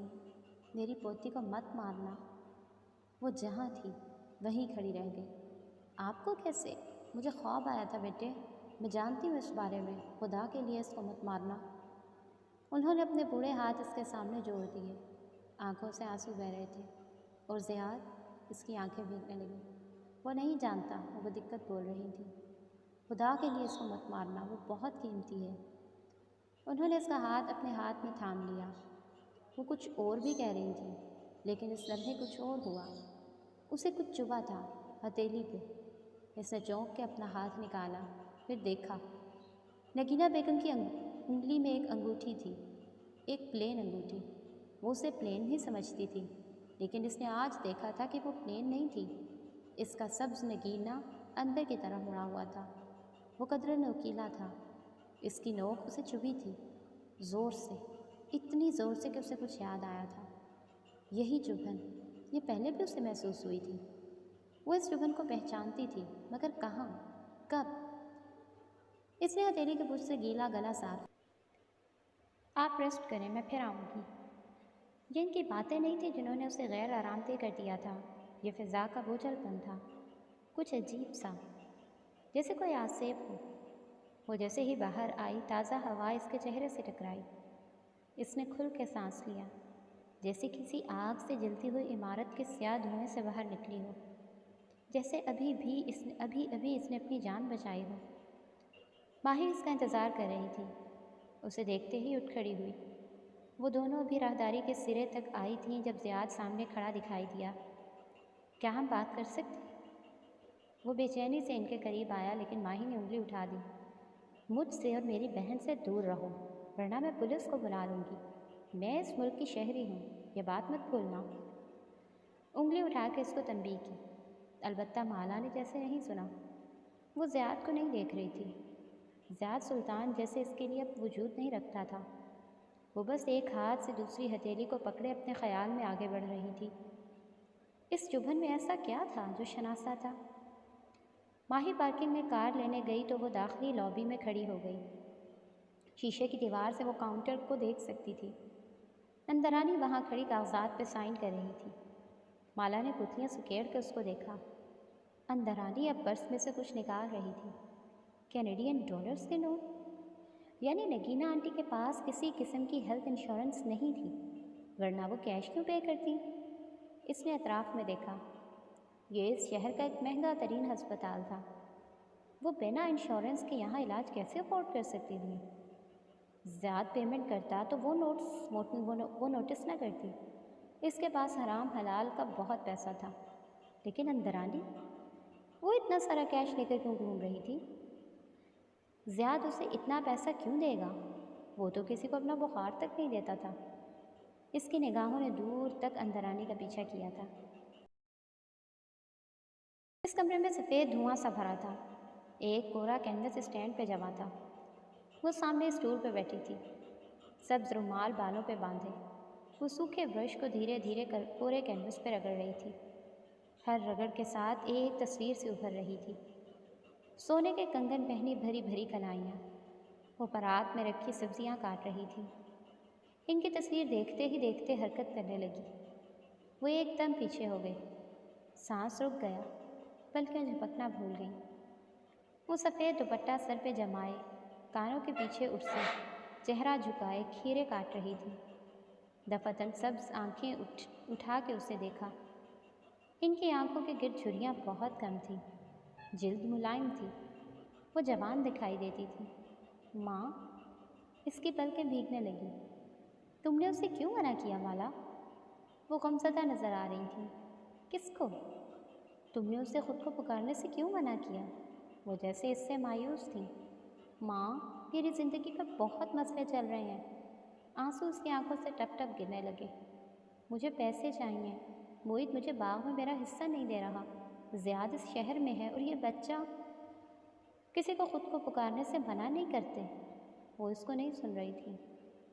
ماں، موہت میرا حق نہیں دے رہا، مجھے جی پی کو پیمنٹ کرنی ہے۔ وہ رونے لگی تھی، زور زور سے۔ کشمالا، کشمالا، کسی نے اس کا کندھا جھنجھوڑا۔ وہ ایک دم اٹھ بیٹھی۔ وہ کمرے میں تھی، تمام بتیاں روشن تھیں، اور اس کے روم میٹ تعجب سے اس کے قریب جھکی، اس کا کندھا ہلا رہی تھی۔ اٹھو، تم رو رہی تھی؟ اس نے اپنا چہرہ چھوا، وہ آنسوؤں سے بھیگا تھا۔ وہ جلدی جلدی اسے صاف کرنے لگی۔ وہ مالا کو عجیب سی نظروں سے دیکھتی اپنے بیڈ کی طرف چلی گئی۔ شاید اس نے اس کی نیند میں خلل ڈال دیا تھا۔ یہ فجر سے پہلے کا وقت تھا، ساری دنیا سو رہی تھی۔ وہ بالکنی میں چلی آئی، ہلکی سی شال لپیٹ کے وہاں رکھی آرام دہ کرسی پر بیٹھ گئی۔ آنکھیں ابھی تک بھیگی ہوئی تھیں۔ موہت، مجھے میرے حصے کے پیسے چاہیے۔ اس نے موہت کو کال کی لیکن اس نے نہیں اٹھائی۔ وہ آج کل اس کی کالز نہیں اٹھاتا تھا۔ پھر اس نے آڈیو میسج بھیجا، اس کا سوا چارہ نہ تھا۔ ابھی میرے پاس نہیں ہے یار، دے دوں گا۔ ٹائپ شدہ جواب فوراً موصول ہوا۔ مجھے ارجنٹ چاہیے، مجھے کسی کے پیسے دینے ہیں۔ تم ماہی سے لے سکتی ہو، میں تم سے قرض نہیں مانگ رہی ہوں جو تم کہہ رہے ہو کہ میں ماہی سے پوچھ کے دیکھوں۔ میں تم سے اپنا حصہ مانگ رہی ہوں۔ میں کچھ کرتا ہوں۔ چند لمحے کے لیے ٹائپنگ کے نقطے بنتے اور مٹتے رہے۔ وہ کچھ لکھ لکھ کے مٹا رہا تھا۔ تمہارے پاس بہت سے ڈائمنڈس بھی تھے، وہ زیاد کے لاکر میں رہ گئے ہیں۔ لکھنے کے بعد اس کو بری طرح گلٹ محسوس ہوا۔ اس کی تمام جیولری زیاد کے لاکر میں نہیں رہ گئی تھی، کچھ اس کے پاس بھی تھی، لیکن زیور آخری راستہ تھا۔ ڈائمنڈس پاکستان میں اسی جیولر کو واپس بیچنا بہتر تھا جس سے خریدے گئے تھے، بجائے کینیڈا میں ان کو بیچنے کے۔ یہاں ان کی قیمت بہت کم ملنی تھی، سوائے ایک سرٹیفائڈ ڈائمنڈ کے۔ کسی کو بیچنے کا فائدہ نہ تھا، لیکن وہ موہت کو یہ بات نہیں بتا سکتی تھی، ورنہ وہ اس کے حصے کی رقم اس کو نہ دیتا۔ ماں کچھ اور بھی کہہ رہی تھی اس کو۔ افق پہ ابھرتی سرخی کو دیکھ کے اسے یاد آیا۔ اس نے سر جھٹک دیا۔ وہ اس کے بارے میں نہیں سوچنا چاہتی تھی۔ آج اس کا آف تھا، آج وہ صرف سوئے گی، اور جب سو کے اٹھے گی تو گرین ویل آئی لینڈ کی پبلک مارکیٹ جائے گی۔ وہ اپنے لیے گروسری خریدے گی اور وہ گھر آ کے کیک بیک کرے گی۔ اسے بہت میٹھا چاکلیٹ چاہیے تھا اور تازہ بیک شدہ خستہ کوکیز بھی۔ اسے ماں کی بات کے بارے میں نہیں سوچنا تھا، اس کی زندگی میں زیادہ بڑے مسائل تھے۔ یہ جمعے کی سپہر تھی۔ وینکوور کی سڑکوں سے گزر کے تم اس پل تک آؤ تو دیکھو گے کہ سامنے پانی کی اس طرف گرین ویل آئی لینڈ نامی جزیرہ تھا۔ گرین ویل اس خطے کی شاپنگ، آرٹ اور کلچر کا مرکز تھا، جس کے اندر ایک نئی دنیا آباد تھی۔ بارش سے گیلی سرخی سڑکیں، دکانوں کے مخروطے چھتیں اور جزیرے کے کناروں پہ بنی سی وال جس کے پار پانی پہ بگلے اڑتے دکھائی دے رہے تھے۔ مالا اس وقت گرین ویل کے پبلک مارکیٹ میں تھی۔ یہ شمالی امریکہ کی عام پبلک مارکیٹس کی طرح ہی تھی، بھانت بھانت کی دکانوں سے سجی ایک انڈور مارکیٹ، گویا ایک لکڑی کا بڑا سا گھر ہے جس کی مخروطی چھت بے حد اونچی ہے اور اس کو لکڑی کے ستون اٹھائے ہوئے ہیں۔ ہر طرف شاپس کے فرنٹ دکھائی دے رہے ہیں، سی فوڈ کی مہک، ڈونٹس کی خوشبو، کیفے، تازہ پھل سبزیوں کے اسٹال۔ وہ ایک سی فوڈ کی دکان کے سامنے کھڑی تھی، ایک کوہنی پہ پھلوں سے بھرا تھیلا اٹھائے، دوسرے ہاتھ میں ایک گرم خاکی پیکٹ پکڑے جس میں تازہ بیک شدہ کوکیز تھے۔ وہ جھک کے شوکیس میں سجے سمندری جانوروں کو دیکھ رہی تھی۔ آج ویکینڈ کے باعث کیف کی چھٹی تھی، وہ تنہا تھی، اور پھر اسے احساس ہوا کہ وہ تنہا نہیں ہے۔ چونک کے گردن اٹھائی، اسے معلوم تھا اسے کسی سمت میں دیکھنا ہے، دائیں جانب جہاں مارکیٹ کا کونا مڑ رہا تھا۔ وہ جانتی تھی وہاں کوئی ہے، وہاں سے کوئی آ رہا ہے۔ ابھی دکھائی نہیں دے رہا، لیکن ابھی دکھائی دے گا، کسی بھی لمحے۔ وہ سانس روکے اس جانب دیکھے گئی، اور تب وہ اسے دکھائی دیا۔ وہ اسی طرف سے چلتا آ رہا تھا، جینس کی جیبوں میں ہاتھ ڈالے، سفید ہائی نیک پہنے کہ آج بارش کے بعد موسم بہت ٹھنڈا تھا۔ وہ دائیں بائیں متلاشی نظروں سے دیکھ رہا تھا، بال جیل لگا کے پیچھے کر رکھے تھے اور شیو ہلکی بڑھی ہوئی تھی۔ وہ اسے دیکھتی رہی یہاں تک کہ ماہر کی نگاہ اس سے ملی۔ وہ وہیں ٹھہر گیا اور مالا نے چہرہ شوکیس پہ جھکا دیا جہاں بہت سے کیکڑے، جھینگے اور مچھلیاں اس کی منتظر تھیں۔ وہ چند لمحے کے لیے قدم نہ بڑھا سکا۔ وہ اس مالا سے مختلف لگ رہی تھی جس کو اس نے کیف کی ویڈیو کال میں دیکھا تھا۔ وہ اس سے بھی مختلف لگ رہی تھی جس کو اس نے موہت کے نکاح پہ دیکھا تھا۔ وہ سیاہ سفید پھولدار کاٹن فراک میں ملبوس تھی، سفید ٹائٹس کے ساتھ ہم رنگ جوگرز، لمبے بال ہاف کیچر میں بندھے تھے اور چہرہ میک اپ سے بے ریا لگ رہا تھا۔ وہ یہاں سے بھی اس کی گردن پہ پیرویا فاختہ والا لاکٹ دیکھ سکتا تھا۔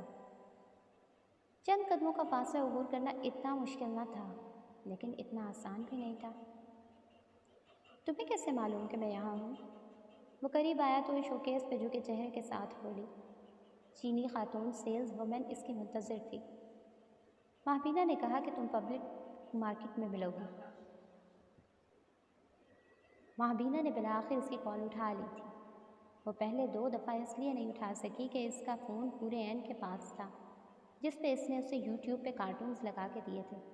پورے عین اپنی ننھی انگلی سے کال کاٹ دیتی تھی اور ماہی کو معلوم ہی نہ ہوتا کہ اس کو کسی نے کال کی ہے۔ 3 پاؤنڈ سلمون، وہ چینی سیلز وومن کو بتا رہی تھی۔ پھر نگاہ اٹھا کے اسے دیکھا جو ساتھ کھڑا تھا۔ اس کے گال پہ زخم کا نشان ویسا ہی تھا۔ کیوں آئے ہو؟ 2 وجوہات ہیں، سنو گی؟ تمہارے منہ سے کبھی درست وقت پہ سچ نہیں نکلا۔ Thank you. سیلز وومن نے مچھلی کا تھیلا بڑھایا شکریہ کہتے ہوئے مالا نے ہاتھ بڑھایا۔ کیا ہم بیٹھ کے بات کر سکتے ہیں؟ ماہر نے اس سے پہلے تھیلا تھام لیا اور ابرو سے آگے چلنے کا اشارہ کیا۔ وہ گہری سانس لے کر آگے بڑھ گئی۔ وہ اس کے سامنے قدم اٹھانے لگا۔ پبلک مارکیٹ میں بولی جانے والی بھانت بھانت کی بولیاں کانوں سے ٹکرا رہی تھیں، پھر بھی یوں لگتا تھا کہ ہر طرف خاموشی چھائی ہے۔ وہ مارکیٹ کے عقبی دروازے تک آ رکے۔ یہاں لکڑی اور شیشے کی اونچی کھڑکیاں بنی تھیں جن سے باہر بہتا فالس کریک کا پانی دکھائی دے رہا تھا۔ وہاں لکڑی کی اونچی میزیں کرسیاں رکھی تھیں۔ مالا نے ایک میز پہ اس کے تھیلے رکھے۔ اس نے البتہ دوسرے تھیلے وہاں نہیں رکھے۔ وہ سینے پہ بازو لپیٹے شیشے کی دیوار کی جانب پشت کیے کھڑی ہے، ایسے کہ وہ اس کو براہ راست دیکھ رہی تھی، اور کوکیز کا پیکٹ ہنوز ہاتھ میں دبا تھا۔ کیسی ہو؟ وہ اس کے پیچھے شیشے کے پار اونچا پل اور اس کے تلے تیرتی کشتیاں دیکھ سکتا تھا۔ پانی کی دوسری جانب آسمان کو چھوتی عمارتیں کھڑی تھیں۔ عصر کا سورج ان کے نیلے شیشوں پہ زرد روشنی یوں گرا رہا تھا جیسے پگھلا ہوا سونا ہو۔ کیسی لگ رہی ہوں؟ وہ اسے آنکھیں چھوٹی کر کے دیکھ رہی تھی جیسے اس کا چہرہ پڑھنا چاہتی ہو۔ میں جانتا ہوں بیربل نے تمہیں کہا تھا کہ… میں اپنی زندگی کے فیصلے بیربل کے کہنے پہ نہیں لیتی، وہ ایک دم تیزی سے بولی۔ ماہر نے لب بھینچ لیے۔ وہ جانتا تھا اس کی بات ابھی مکمل نہیں ہوئی، وہ اس کی آنکھوں میں اپنے لیے دبا دبا غصہ دیکھ سکتا تھا۔ اب اس نے کیا کیا تھا؟ تمہیں یاد ہے میں نے استنبول میں تمہیں کچھ بتایا تھا؟ وہ اسی طرح اسے زخمی آنکھوں سے دیکھ رہی تھی کہ ہلال کہاں ہے، وہ کس مسجد یا مدرسے کے قریب ہے، اور میں نے اپنے اور تمہارے تمام اختلافات کو بھلا کے تمہاری مدد کرنی چاہی تھی، لیکن تم نے کیا کیا؟ اس نے گہری سانس لی۔ بہت کچھ یاد آیا، جھیل کنارے کاٹیج میں پھیلی رات اور 2 نفوس۔ میں آئی تھی تمہارے پاس موعد کے نکاح والے دن۔ میں نے پوچھا تھا تم سے اگر تم زیاد کے بارے میں کچھ جانتے ہو۔ اس کی آنکھیں گلابی ہوئیں، ان میں دکھ نہیں تھا، غصہ تھا۔ اور تم جانتے تھے اس کی حقیقت، تم ملے تھے اس سے، لیکن تم خاموش رہے، تم میرا اعتبار نہ کرتی۔ وہ میرا قصور ہوتا، میرا۔ اس نے سینے پہ انگلی سے دستک دی۔ میں تم سے تمہارے قصور کا پوچھ رہی ہوں۔ تم نے خاموشی کو چنا اور میں اس آدمی کے ساتھ واپس چلی گئی۔ مجھے اس وقت نہیں معلوم تھا کہ وہ کسی انسان کو قتل کر سکتا ہے۔ مجھے معلوم ہوا تو میں نے تمہیں کالز کی تھی، تم نے جواب ہی نہیں دیا۔ تب دیر ہو چکی تھی۔ وہ دونوں شیشے اور لکڑی سے بنی دیوار کے ساتھ آمنے سامنے کھڑے تھے۔ قریب میں ایک فیملی آ کے کرسیاں سنبھالنے لگی تو مالا نے آواز نیچی کی۔ جب مجھے تمہاری بہن کے بارے میں اتنا سا بھی انگلی اور انگوٹھے کے درمیان خلا بنا کے دکھایا معلوم ہوا تو میں نے تمہیں کال کی تھی۔ موعد کے نکاح پہ میں نے تمہیں کہا تھا کہ میں تمہارا اعتبار کروں گی، لیکن تم چپ رہے۔ پھر اب کیوں آئے ہو؟ اب کچھ بتاؤں تو اعتبار کرو گی؟ ماہر نے اسی سنجیدگی سے ابرو اٹھایا۔ مالا نے سر جھٹکا۔ اب ایسا کیا ہے جو میں نہیں جانتی؟ کیف جمال، تمہارا باڈی گارڈ۔ تمہارا مطلب ہے اصلی کیف جمال۔ وہ تلخ ہوئی تو ماہر نے گہری سانس لی۔ کیا وہ اس کے ایک فریب کو نہیں بلا سکتی تھی؟ ہاں، وہ لوزر جس کو میں نے پیسے دیے تھے، وہ تمہیں دھوکہ دے رہا ہے۔ او پلیز، وہ بڑبڑاتے ہوئے اپنے تھیلے اٹھانے لگی۔ تم اس پر کیسے اعتبار کر سکتی ہو؟ وہ دروازے کی طرف بڑھی تو وہ تیزی سے اس کے پیچھے لپکا۔ میں ابھی بات کر رہا ہوں مالا، تم ہمیشہ کی طرح جگہ چھوڑ کے نہیں جا سکتی۔ لیکن وہ دروازہ کھول کے باہر نکل گئی۔ یہی اس کا ڈیفنس میکینزم تھا، اور ماہر کا ڈیفنس میکینزم کسی کے پیچھے نہ جانا تھا، لیکن اس وقت اسے جانا تھا۔ تم اس پر کیسے اعتبار کر سکتی ہو؟ وہ تیز قدموں سے چلتا اس کے قریب پہنچا۔ تمہارے اور زیاد کے دیے سبق کے بعد میں کسی پر بھی اعتبار نہیں کر سکتی۔ وہ رک گیا، وہ آگے چلتی گئی۔ تم میرے ایک جھوٹ کو معاف نہیں کر سکتی؟ وہ پیچھے سے پکار کے بولا۔ مالا کے قدم رکے۔ اس نے پلٹ کے اسے دیکھا۔ وہ روش کے کنارے پہ کھڑا جیسے تھک کے اسے دیکھ رہا تھا۔ سمندری بگلے اس کے عقب سے اڑتے ہوئے پانی کی طرف جا رہے تھے۔ زیاد نے مجھ سے کہیں زیادہ جھوٹ بولے، تم نے اس کو مجھ سے زیادہ چانسز دیے۔ وہ قدم قدم چلتا اس کے قریب آنے لگا۔ اس کی آنکھوں میں بہت سے شکوے تھے۔ تم ابھی تک اس سے علیحدہ بھی نہیں ہوئی، شاید کبھی نہ ہو، لیکن وہ اس کے عین مقابل آ کے رکا۔ اس کے عقب میں پانی کے پار کھڑی اونچی عمارتیں زرد روشنی میں چمک رہی تھیں۔ لیکن میری ایک غلطی کو تم نے کبھی معاف نہیں کیا۔ دھوپ کی دم توڑتی کرنیں ماہر کی پشت پہ آ کے رک گئیں۔ اب وہ سائے میں کھڑی تھی۔ کیوں؟ وہ پوچھ رہا تھا۔ کیونکہ تم زیاد سے بہتر تھے۔ اس کے چہرے پہ کچھ ایسا زخمی کر دینے والا تھا کہ وہ چند لمحے کچھ بول نہ سکا۔ اس کے تنے اعصاب ڈھیلے پڑ گئے۔ وہ قدم قدم چلتی قریب رکھے بینچ کی طرف بڑھ گئی، تھیلے درمیان میں رکھے اور دائیں کنارے پر بیٹھ گئی۔ تم میرے باڈی گارڈ تھے کیف، رک کے تصحیح کی۔ وہ اب سامنے پانی کو دیکھ رہی تھی۔ وہ بنا چاپ کے بینچ کے دوسرے کنارے پر بیٹھا۔ میں نے تمہارے ہاتھ میں اپنی زندگی تھمائی تھی، تمہیں مجھے دھوکہ نہیں دینا چاہیے تھا۔ پھر چہرہ موڑ کے اسے دیکھا۔ وہ اب پانی کو دیکھ رہا تھا۔ ایک لگژری بوٹ پل کے نیچے سے گزر کر ان کے قریب آ رہی تھی۔ ہماری زندگی بہت مختلف ہوتی اگر تم مجھ سے ماہر فرید بن کے ملتے۔ تم میری بات کا اعتبار نہ کرتی۔ وہ قریب آتی سفید کشتی پر نظریں جمائے ہوئے تھا۔ لوگوں نے عرصہ ہوا ماہر فرید کا اعتبار کرنا چھوڑ دیا تھا، تم نے میرا وہ وقت نہیں دیکھا۔ اس کے چہرے پہ پرانے زخموں کو چھیڑنے سے اٹھنے والی تکلیف کی لکیریں ابھر رہی تھیں۔ وہ چند لمحے اس کا چہرہ دیکھتی رہی، پھر گردن موڑ لی۔ میں نے تمہیں عرصہ پہلے معاف کر دیا تھا، میں ان باتوں سے بہت آگے بڑھ چکی ہوں۔ ماہر نے چونک کے اسے دیکھا، کچھ کہنے کے لیے لب کھولے، لیکن پھر سر جھٹک دیا۔ تم نے کیف جمال کو کیوں ہائر کیا؟ وہ تمہیں دھوکہ دے رہا ہے۔ تمہیں میری فکر کرنے کی ضرورت نہیں ہے ماہر، میں اپنا خیال خود رکھ سکتی ہوں۔ اس کی آنکھوں میں پہلے تعجب ابھرا اور پھر بے یقینی۔ یعنی تم جانتی ہو وہ تمہیں دھوکہ دے رہا ہے؟ ظاہر ہے میں جانتی ہوں، وہ زیاد کے لیے کام کر رہا ہے۔ ایک بگلا پدکتا ہوا اس کے پیروں کے قریب آ رکھا، اپنی لمبی چونچ اٹھائے وہ مالا کے ہاتھ میں پکڑے کوکیز کے پیکٹ کو دیکھ رہا تھا۔ وہ ابھی تک گرم تھے۔ تم نے اسے کیوں ہائر کیا؟ کیونکہ زیاد اسی شہر میں ہے۔ وہ بھورے پیکٹ کا کنارہ پھاڑ رہی تھی۔ وہ چونکا، پھر اس کے ہاتھ کو دیکھا۔ وہ پیکٹ کا منہ کھول کے اس کی طرف بڑھائے ہوئے تھی۔ میں سمجھا تم اسے کھلانے لگی ہو، بگلے کی طرف اشارہ کیا جو امید سے اس کے قدموں کے قریب بیٹھا تھا۔ اس کو کھلانا جرم ہے۔ وہ سادگی سے اسے دیکھ رہی تھی۔ ماہر نے ایک نظر ان بسکٹس کو دیکھا۔ اسے کچھ یاد آیا، اندرون لاہور کی گلیاں اور ٹوٹی ہوئی نان خطائی۔ نو تھینکس، میں میدے اور چینی سے بنے بیکری آئٹمس نہیں کھاتا۔ تمہارا بھائی ایک بیکر ہے اور اس کی بیکری سے بالکل نہیں کھاتا۔ اس نے شانے اچکا دی اور پیکٹ میں ہاتھ ڈالا، ایک گرما گرم خستہ کوکی باہر نکالا اور دانتوں سے کترا۔ پرندہ ابھی تک للچائی ہوئی نظروں سے اسے دیکھ رہا تھا۔ کیف جمال میرے پاس آیا تو اس نے کہا کہ وہ ویکینڈز پہ فوٹوگرافی کا کام کرتا ہے، ویک ڈیز پر فارغ ہوتا ہے۔ وہ کون سا انسان ہے جو کینیڈا میں رہ کے ہفتے کے 4 دن فارغ رہے؟ وہ جو کسی کے پے رول پہ ہو۔ وہ گھٹنوں پہ کوہنیاں رکھے آگے کو ہو کے بیٹھا، پانی کو دیکھ رہا تھا۔ مجھے محسوس ہو رہا تھا کہ کوئی میرا پیچھا کر رہا ہے، لیکن وہ زیاد نہیں تھا۔ زیاد کوئی بھی ایسا کام نہیں کرے گا جس سے میرا اسائلم کیس مضبوط ہو۔ اس نے اس کام کے لیے کسی کو ہائر کیا تھا۔ پانی کے پار کھڑی اونچی عمارتیں خاموشی سے بینچ پہ بیٹھے 2 اجنبیوں کو دیکھ رہی تھیں۔ وہ اتنی آسانی سے کینیڈا کیسے پہنچا؟ وہ میرے پاس کیوں آیا؟ ظاہر ہے زیاد کا اس میں ہاتھ تھا۔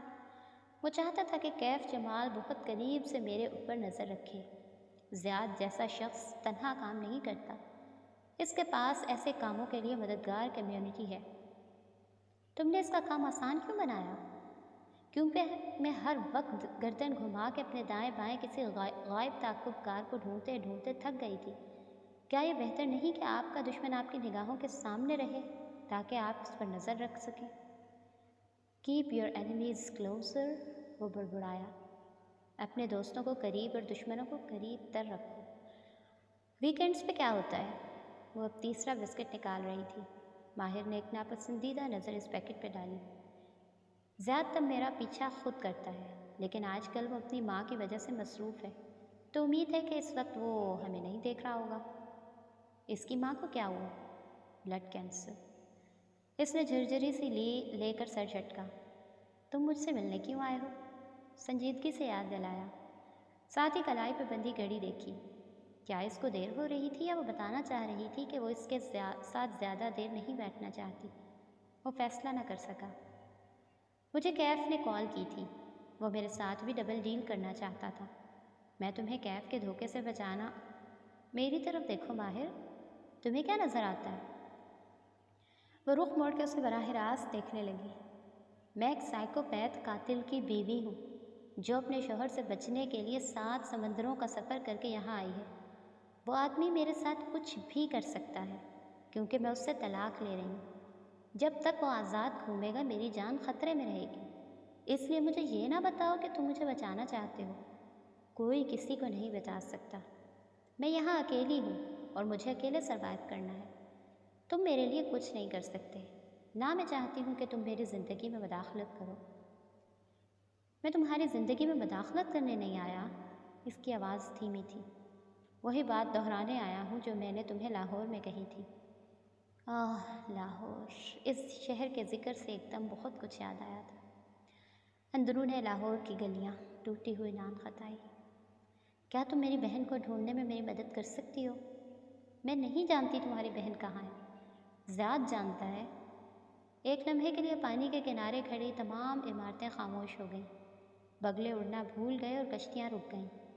اس نے میرے سامنے اعتراف کیا تھا کہ وہ ہلال کی لوکیشن جانتا ہے، وہ سرکار کا کلائنٹ کوچ، وہ بڑبڑائی، وہ کہہ رہا تھا، تم اور زیاد الگ ہو یا نہ ہو، میں تمہارے کسی فیصلے میں مداخلت نہیں کروں گا، مجھے اپنی بہن چاہیے، اور اس وقت صرف زیاد سلطان ہے جو اس کو واپس لا کے دے سکتا ہے۔ وہ خاموشی سے بغور اس کو دیکھے گئی۔ وہ دھیمی آواز میں کہہ رہا تھا، میں نہیں جانتا تمہارا ہلال کے ساتھ کیا تعلق ہے، لیکن کچھ ہے، کچھ ایسا جو میری اور تمہاری سمجھ سے اوپر ہے۔ میں انسانوں کے بارے میں کبھی غلط نہیں ہوتا، تم میری مدد کر سکتی ہو۔ وہ ٹھہرا۔ بدلے میں؟ مالا نے افسوس سے سر جھٹکا۔ بدلہ؟ یہ طے تھا کہ ماہر فرید لین دین کے بغیر کوئی بات نہیں کر سکتا تھا۔ بدلے میں تم جو کہو گی میں کروں گا، تم مجھ سے کچھ بھی مانگ سکتی ہو، میں تمہاری مدد نہیں کر سکتی۔ اس کا جواب اتنی تیزی سے آیا تھا کہ چند لمحے کے لیے وہ کچھ بول نہ سکا، بس اسے دیکھے گیا۔ وہ اب اپنے تھیلے اٹھا رہی تھی۔ مالا، اس کی آواز میں زمانے بھر کی شکایتیں تھیں۔ میں تمہاری مدد نہیں کر سکتی کیونکہ تم اپنی بہن کو ڈھونڈنا ہی نہیں چاہتے۔ وہ تھیلے لیے اٹھ کھڑی ہوئی۔ وہ چونک کے گردن اٹھا کے اسے دیکھنے لگا۔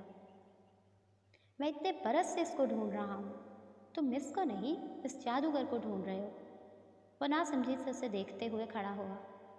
تم آج تک اسے تلاش نہیں کر پائے کیونکہ تم اس کو تلاش نہیں کر رہے ماہر فرید۔ وہ اسی سنجیدگی سے اس کی آنکھوں میں دیکھ رہی تھی۔ وہ دونوں بینچ کے ساتھ کھڑے تھے۔ ایک طرف روش پہ چلتے لوگ تھے اور دوسری جانب پانی میں دم توڑتی نارنجی کرنیں۔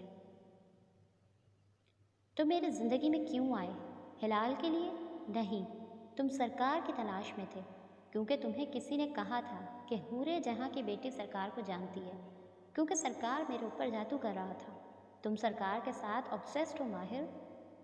ہلال اس کے پاس ہے، اگر میں اس جادوگر کو ڈھونڈ لوں تو؟ تم اس کو صرف ہلال کے لیے نہیں تلاش کر رہے، تمہیں اس سے اپنا انتقام بھی چاہیے۔ اس نے کوکی کے خالی پیکٹ کا کنارہ پھاڑا، پھر پرس سے ایک پین نکالا۔ وہ سر جھکائے اس کے ہاتھوں کی حرکت دیکھ رہا تھا۔ وہ ایک ہتھیلی پہ بھورا کاغذ رکھے اس پہ پین سے کچھ لکھ رہی تھی۔ جس دن تمہیں یہ سمجھ آ جائے کہ تمہیں صرف اور صرف اپنی بہن کو ڈھونڈنا ہے، مجھے کال کر لینا، میں تمہاری مدد کروں گی۔ ماہر فرید نے کاغذ تھام لیا۔ اس پہ ایک موبائل نمبر درج تھا۔ وہ اب تھیلے اٹھائے پبلک مارکیٹ کی عمارت کی طرف جا رہی تھی۔ اسے چند چیزیں مزید لینی تھیں۔ وہ دھیرے سے واپس بینچ پہ بیٹھا، ہاتھ میں پکڑی پرچی کو دیکھا۔ دماغ جیسے کسی خواب سے جاگا تھا۔ کیا وہ اسی لیے ہمیشہ اس سے ایک قدم آگے رہا تھا؟ 2 دن بعد ویسٹ اینڈ پہ بہت سی اپارٹمنٹ بلڈنگز بنی تھیں۔ ان میں سے اپارٹمنٹ ماہر کا بھی تھا۔ سامنے سڑک تھی اور پھر سبزہ زار شروع ہوتا جو ڈھلان کی شکل میں نیچے سمندر کے اس حصے تک جاتا جو اس شہر سے ٹکراتا تھا۔ سبزے اور سمندر کے درمیان ایک پتھریلی روش تھی۔ اس شام اس روش پہ وقفے وقفے سے لوگ گزرتے دکھائی دے رہے تھے۔ ایسے میں 2 جوگرز تلے گھاس رونگتا ڈھلان سے نیچے اتر رہا تھا۔ دفعتاً اس کے قدم سست ہوئے۔ اس ڈوبتی شام کی روشنی میں اسے یہاں سے دیکھ سکتا تھا۔ وہ سی وال پہ بیٹھی تھی، پانی اور خشکی کے دہانے پہ، پیر لٹکائے۔ وہ حد نگاہ تک پھیلے پانی کو دیکھ رہی تھی۔ کھلے بال پیچھے کو اڑ رہے تھے۔ کیا کیف جمال ہمیں دیکھ رہا ہے؟ وہ اس کے ساتھ آ کے بیٹھا۔ جوگرز اسی کے انداز میں نیچے لٹکا لیے۔ معلوم نہیں، میں نے اسے چھٹی دے دی تھی۔ مالا نے شانے اٹکائے۔ اس کے جوتے پرس اور ایک پانی کی بوتل منڈیر پہ اس کے ساتھ رکھی تھی۔ نگاہیں اس نارنجی گیند پہ جمی تھی جو پانی سے ذرا اوپر تیر رہی تھی۔ تمہاری ٹانگ کیسی ہے؟ اس کے سوال پہ ماہر چونکا، پھر یاد آیا تو شانے اٹکا دیے۔ ٹانگیں ٹوٹتی رہتی ہیں۔ پھر اپنے عقب میں اشارہ کیا۔ میں اس بلڈنگ میں رہتا ہوں، جیسے اس کو یہاں بلانے کی وجہ بتائی۔ مالا نے پلٹ کے دیکھا۔ ڈھلان سے اوپر چند عمارتوں کی چوٹیاں دکھائی دے رہی تھیں۔ یقیناً وہاں بنے اپارٹمنٹ کی کھڑکی سے دور تک پھیلا سمندر دکھائی دیتا ہوگا۔ میں شہر کے اس حصے میں رہنا افورڈ نہیں کر سکتی کیونکہ میرے والد نے میرے لیے فرید ہولڈنگ نہیں چھوڑی تھی۔ میرے ابا سیلف میڈ آدمی تھے۔ میں نے کب کہا نہیں تھے؟ تمہیں امیر لوگ ناپسند ہیں؟ مجھے اپنے تمام مسئلے پیسے سے حل کرنے والے امیر لوگ ناپسند ہیں۔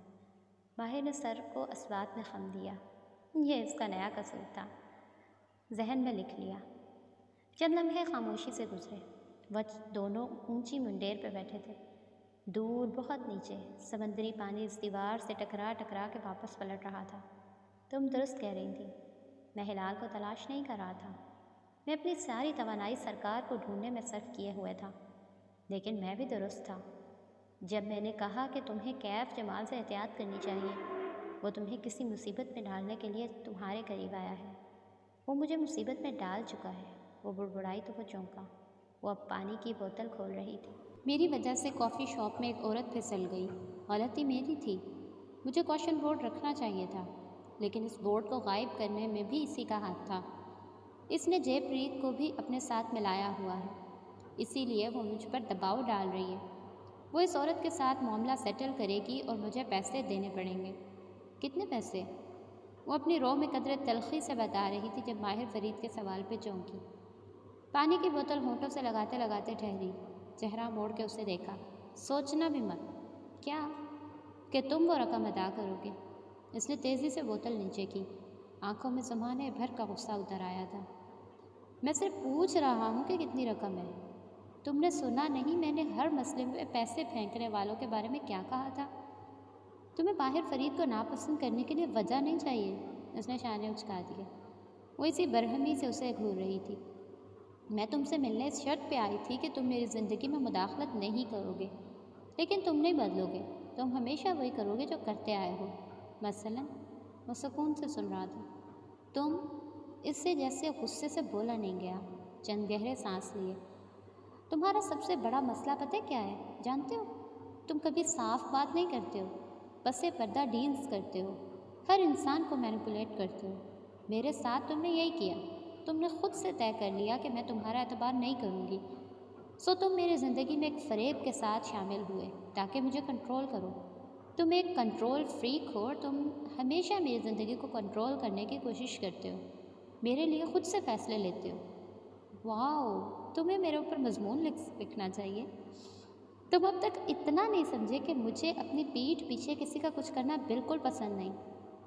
مجھے صاف بات کرنا پسند ہے۔ اگر تم 1 سال پہلے میرے پاس آتے اور مجھے حقیقت بتاتے تو میں تمہارا اعتبار کرتی، ہم مل کے تمہاری بہن کو ڈھونڈتے اور شاید سرکار کو بھی، لیکن تم نے ایسا نہیں کیا۔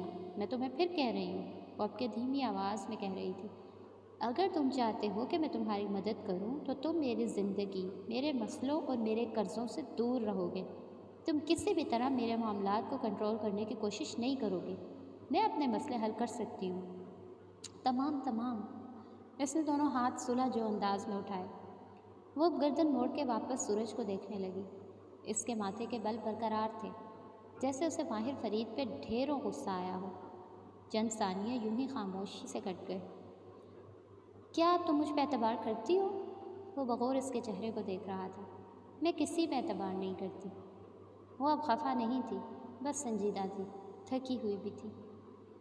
ہمیں وہ مدرسہ مل گیا تھا جہاں اس نے ہلال کو رکھا تھا، لیکن جب تک ہم وہاں گئے بہت دیر ہو چکی تھی۔ وہ ہلال کو وہاں سے لے گیا تھا۔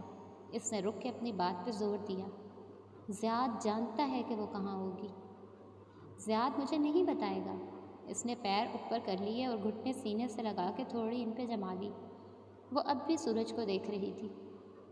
تم کیسے جانتی تھی کہ وہ کہاں ہے؟ میں نے اسے دیکھا تھا۔ وہ چونکا۔ وہ میوزک بجاتی تھی اور وہ مجھے سنائی دیتا تھا۔ میں نے وہ تمام اوقات لکھنا شروع کیے۔ نمبرز جھوٹ نہیں بولتے۔ وہ زیر لب بڑبڑایا۔ وہ لاہور کے فجر کے وقت سے مطابقت رکھتے تھے۔ اس نے سر جھٹکا۔ لیکن میں تنگ آ چکی تھی۔ میں ہلال کے میوزک سے تنگ آ چکی تھی۔ پھر میں نے اسے دیکھا ایک رات، اور میں نے اسے منع کیا کہ وہ مجھے نہ پکارا کرے۔ اس کے بعد سے میں نے اسے نہیں دیکھا۔ وہ بھاگ سکتی تھی لیکن وہ نہیں بھاگتی۔ وہ افق کو دیکھ رہی تھی اور وہ اسے۔ وہ تمہیں پکارتی تھی اور تم نے اسے منع کر دیا۔ اس کے حلق میں آنسوؤں کا گولا سا اٹکنے لگا۔ وہ مجھے نہیں پکارتی، وہ کسی اور کا انتظار کر رہی ہے۔ ماہر فرید کو لگا کہ وہ اگلا سانس نہیں لے سکے گا۔ میں جانتا ہوں۔ اس نے چونک کے ماہر کو دیکھا۔ تم جانتے ہو کہ وہ کس کا انتظار کر رہی ہے؟ ابھی شام نہیں ڈوبی تھی، لیکن پانی کے دوسری جانب دور، بہت دور دکھائی دیتی عمارتوں کی بتیاں جل اٹھی تھیں۔ ہاں، اس نے مجھے ایک نام بتایا تھا، وہ جو اس کو وہاں سے نکالنے آئے گا۔ کون؟ مالا کو تعجب ہوا۔ دور آسمان پر مدھم سا پورا چاند دکھائی دے رہا تھا۔ بدر؟ بدر کون؟ اسے ایک لمحے کے لیے حیرت ہوئی اور اگلے ہی لمحے اس کے ذہن میں جھماکا سا ہوا۔ بدر کون ہے؟ میں نہیں جانتا۔ وہ مالا کو نہیں دیکھ رہا تھا، وہ سورج کے ساتھ ایک ہی آسمان پہ تیرتے چاند کو دیکھ رہا تھا۔ ہلال نے کہا تھا کہ وہ اس کے ساتھ قید ہوگا اور وہ ایک ساتھ بڑے ہوں گے۔ ہلال کو یہ سب کیسے معلوم تھا؟ میں نہیں جانتا۔ میں صرف سرکار کو نہیں ڈھونڈ رہا تھا، میں اس لڑکے کو بھی ڈھونڈ رہا تھا۔ اسی لیے میں کبیرہ کے بیٹے آلیان میں انٹرسٹڈ تھا۔ وہ اب بھی اس کو نہیں دیکھ رہا تھا۔ وہ لڑکا جو سرکار کی قید میں ہوگا، کبیرہ کا بیٹا آلیان، وہ بہت چھوٹا تھا جب اس قید میں گیا۔ اب وہ بڑا ہو چکا ہوگا، کوئی 16-17 برس کا۔ شاید اس نے نام بدل لیا ہو۔ کیا تم کسی بدر نامی لڑکے کو جانتی ہو؟ کشمالہ مبین کی رنگت پھیکی پڑ چکی تھی۔ اس نے بدقت تھوک نکلا۔ نہیں۔ گردن نفی میں ہلائی اور سامنے دیکھنے لگی۔ تم اور کیا جانتے ہو اس جادوگر کے بارے میں؟ وہ اس سے نگاہ نہیں ملا رہی تھی، سوائے اس کے کہ زیاد اس کا کلائنٹ ہے۔ اس کی آواز میں تلخی تھی، لیکن مالا نے جواب نہیں دیا۔ اس نے ہتھیلیوں کو ایک دوسرے میں پیوست کر دیا تھا تاکہ وہ اس کی انگلیوں کا ارتعاش نہ دیکھ سکے۔ یہی کہ وہ بوڑھا ہے، اس کے کلائنٹس پیسے والے با اثر لوگ ہیں، اور اس نے اپنی آستین اونچی کی اور بازو پہ ایک جگہ انگلی رکھی، اور اس کے بازو پہ قابیل کا نشان ہے۔ کیسا نشان؟ وہ چونکی۔ میں نے اسے ایک دفعہ دیکھا تھا، خواب تھا یا کیا؟ اس نے موبائل روشن کیا۔ ڈوبتی شام کے اندھیرے میں اس کی روشنی ماہر کے چہرے کو چمکانے لگی۔ وہ اسکرول کرتا کچھ تلاش کر رہا تھا۔ یہ نشان، ایک تصویر اس کے سامنے کی، وہ سلیب کی طرح کا نشان تھا اور دائیں بائیں 2 نقطے۔ یہ قابیل کا نشان ہے، زیاد کا کالنگ کارڈ۔ وہ اس نشان کو اپنے شکار کی لاش کے ساتھ بناتا ہے۔ وہ اب فون واپس جیب میں ڈالتے ہوئے پانی کو دیکھتے ہوئے سوچ رہا تھا، اور میں کیا جانتا ہوں اس جادوگر کے بارے میں؟ وہ بالکل گم سم سی اس کو دیکھ رہی تھی۔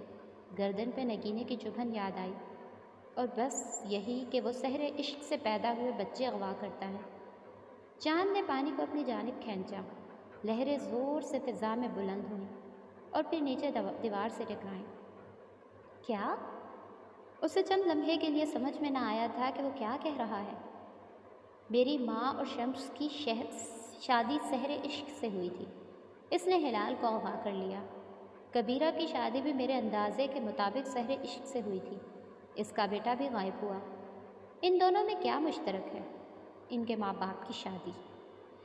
کشمالہ کا سانس دھیرے دھیرے بند ہونے لگا۔ یعنی سرکار سحر عشق سے پیدا ہوئے بچے چراتا ہے۔ کیوں؟ میں نہیں جانتا۔ وہ ان کے ماں باپ کو جادو سے ملاتا ہے، اور پھر اس کی چاند کو دیکھتی آنکھوں میں گہری سوگواریت ابھری۔ پھر وہ ان بچوں کے پیچھے آتا ہے اور وہ ساری زندگی ان کا پیچھا کرتا ہے۔ وہ ایک دم اٹھ کھڑی ہوئی۔ اس کو سانس نہیں آ رہا تھا۔ شاید وہ پانی سے نکلی مچھلی تھی جس کو ہوا راس نہیں آ رہی تھی۔ کیا تم نے یہ نشان پہلے کہیں دیکھا ہے؟ ماہر نے چہرہ اٹھا کے اسے دیکھا تو چونکا۔ اس کی رنگت سفید پڑ رہی تھی، چاند سے زیادہ سفید۔ نہیں، میں نے نہیں دیکھا، مجھے نہیں یاد۔ پھر گھڑی دیکھی۔ مجھے ایک اہم کام کرنا تھا، میں بھول گئی۔ ابھی مجھے جانا ہے، ہم پھر اس بارے میں بات کریں گے۔ وہ جوتے زمین پہ رکھتی ان کو جلدی جلدی پیروں میں گھسیڑ رہی تھی۔ کلاسک کشمالہ مبین، اس نے افسوس سے سرنفی میں ہلایا۔ وہ گفتگو پیچیدہ ہوتی ہی جگہ چھوڑ کے فرار حاصل کر لیتی تھی۔ وہ اب ڈھلان پہ اوپر چڑھ رہی تھی۔ وہ اسے چڑھتے دیکھ رہا تھا۔ اس نے جاگرز ٹھیک سے نہیں پہنے تھے، ان کا پچھلا حصہ اس کی ایڑیوں تلے دبا ہوا تھا۔ مالا، اس نے پکارا، لیکن وہ نہیں رکی۔ ہر قدم من بھر کا ہو رہا تھا۔ ساری دنیا نگاہوں کے سامنے گھومنے لگی تھی۔ انگوٹھی کے نگینے کی چبھن، قابیل کا نشان، سحر عشق سے پیدا ہوئے بچے۔ میری پوتی کو مت مارنا، وہ بہت قیمتی ہے۔ بوڑھے ہاتھ نے اس کے ہاتھ کو پکڑ رکھا تھا۔ ساری دنیا ایک سیاہ اور سفید ہو گئی تھی، سارے رنگ غائب ہو گئے تھے، سب واضح تھا، صاف اور شفاف۔ بس اسٹاپ تک پہنچتے ہی وہ رکی، گہرے سانس اندر کھینچے۔ 1 2 3، پھر موبائل اسکرین روشن کی۔ وہ گوگل میپس نہیں کھول رہی تھی، وہ ایک نمبر ملا رہی تھی۔ مجھے ایک اپوائنٹمنٹ چاہیے۔ اس کی آواز کپ کپ آئی۔ ابارشن کے لیے۔ چلیں بھائی، یہ تو ہوئی ہماری آج کی قسط کا اختتام۔ تو انشاءاللہ اب نئی قسط کے ساتھ ایپیسوڈ 16 کے ساتھ انشاءاللہ دوبارہ حاضر ہوں گے۔ اور دیکھیں کتنے مزے کی ہو گئی ہے نا کہانی، کہ کیا ہونے جا رہا ہے بھائی، ابھی ابارشن کروا لے گی، بچہ مار دے گی، تو نگینہ بیگم کیسے جئیں گی؟ چلیں دیکھتے ہیں پھر آگے کیا ہوتا ہے۔ تب تک کے لیے اللہ حافظ۔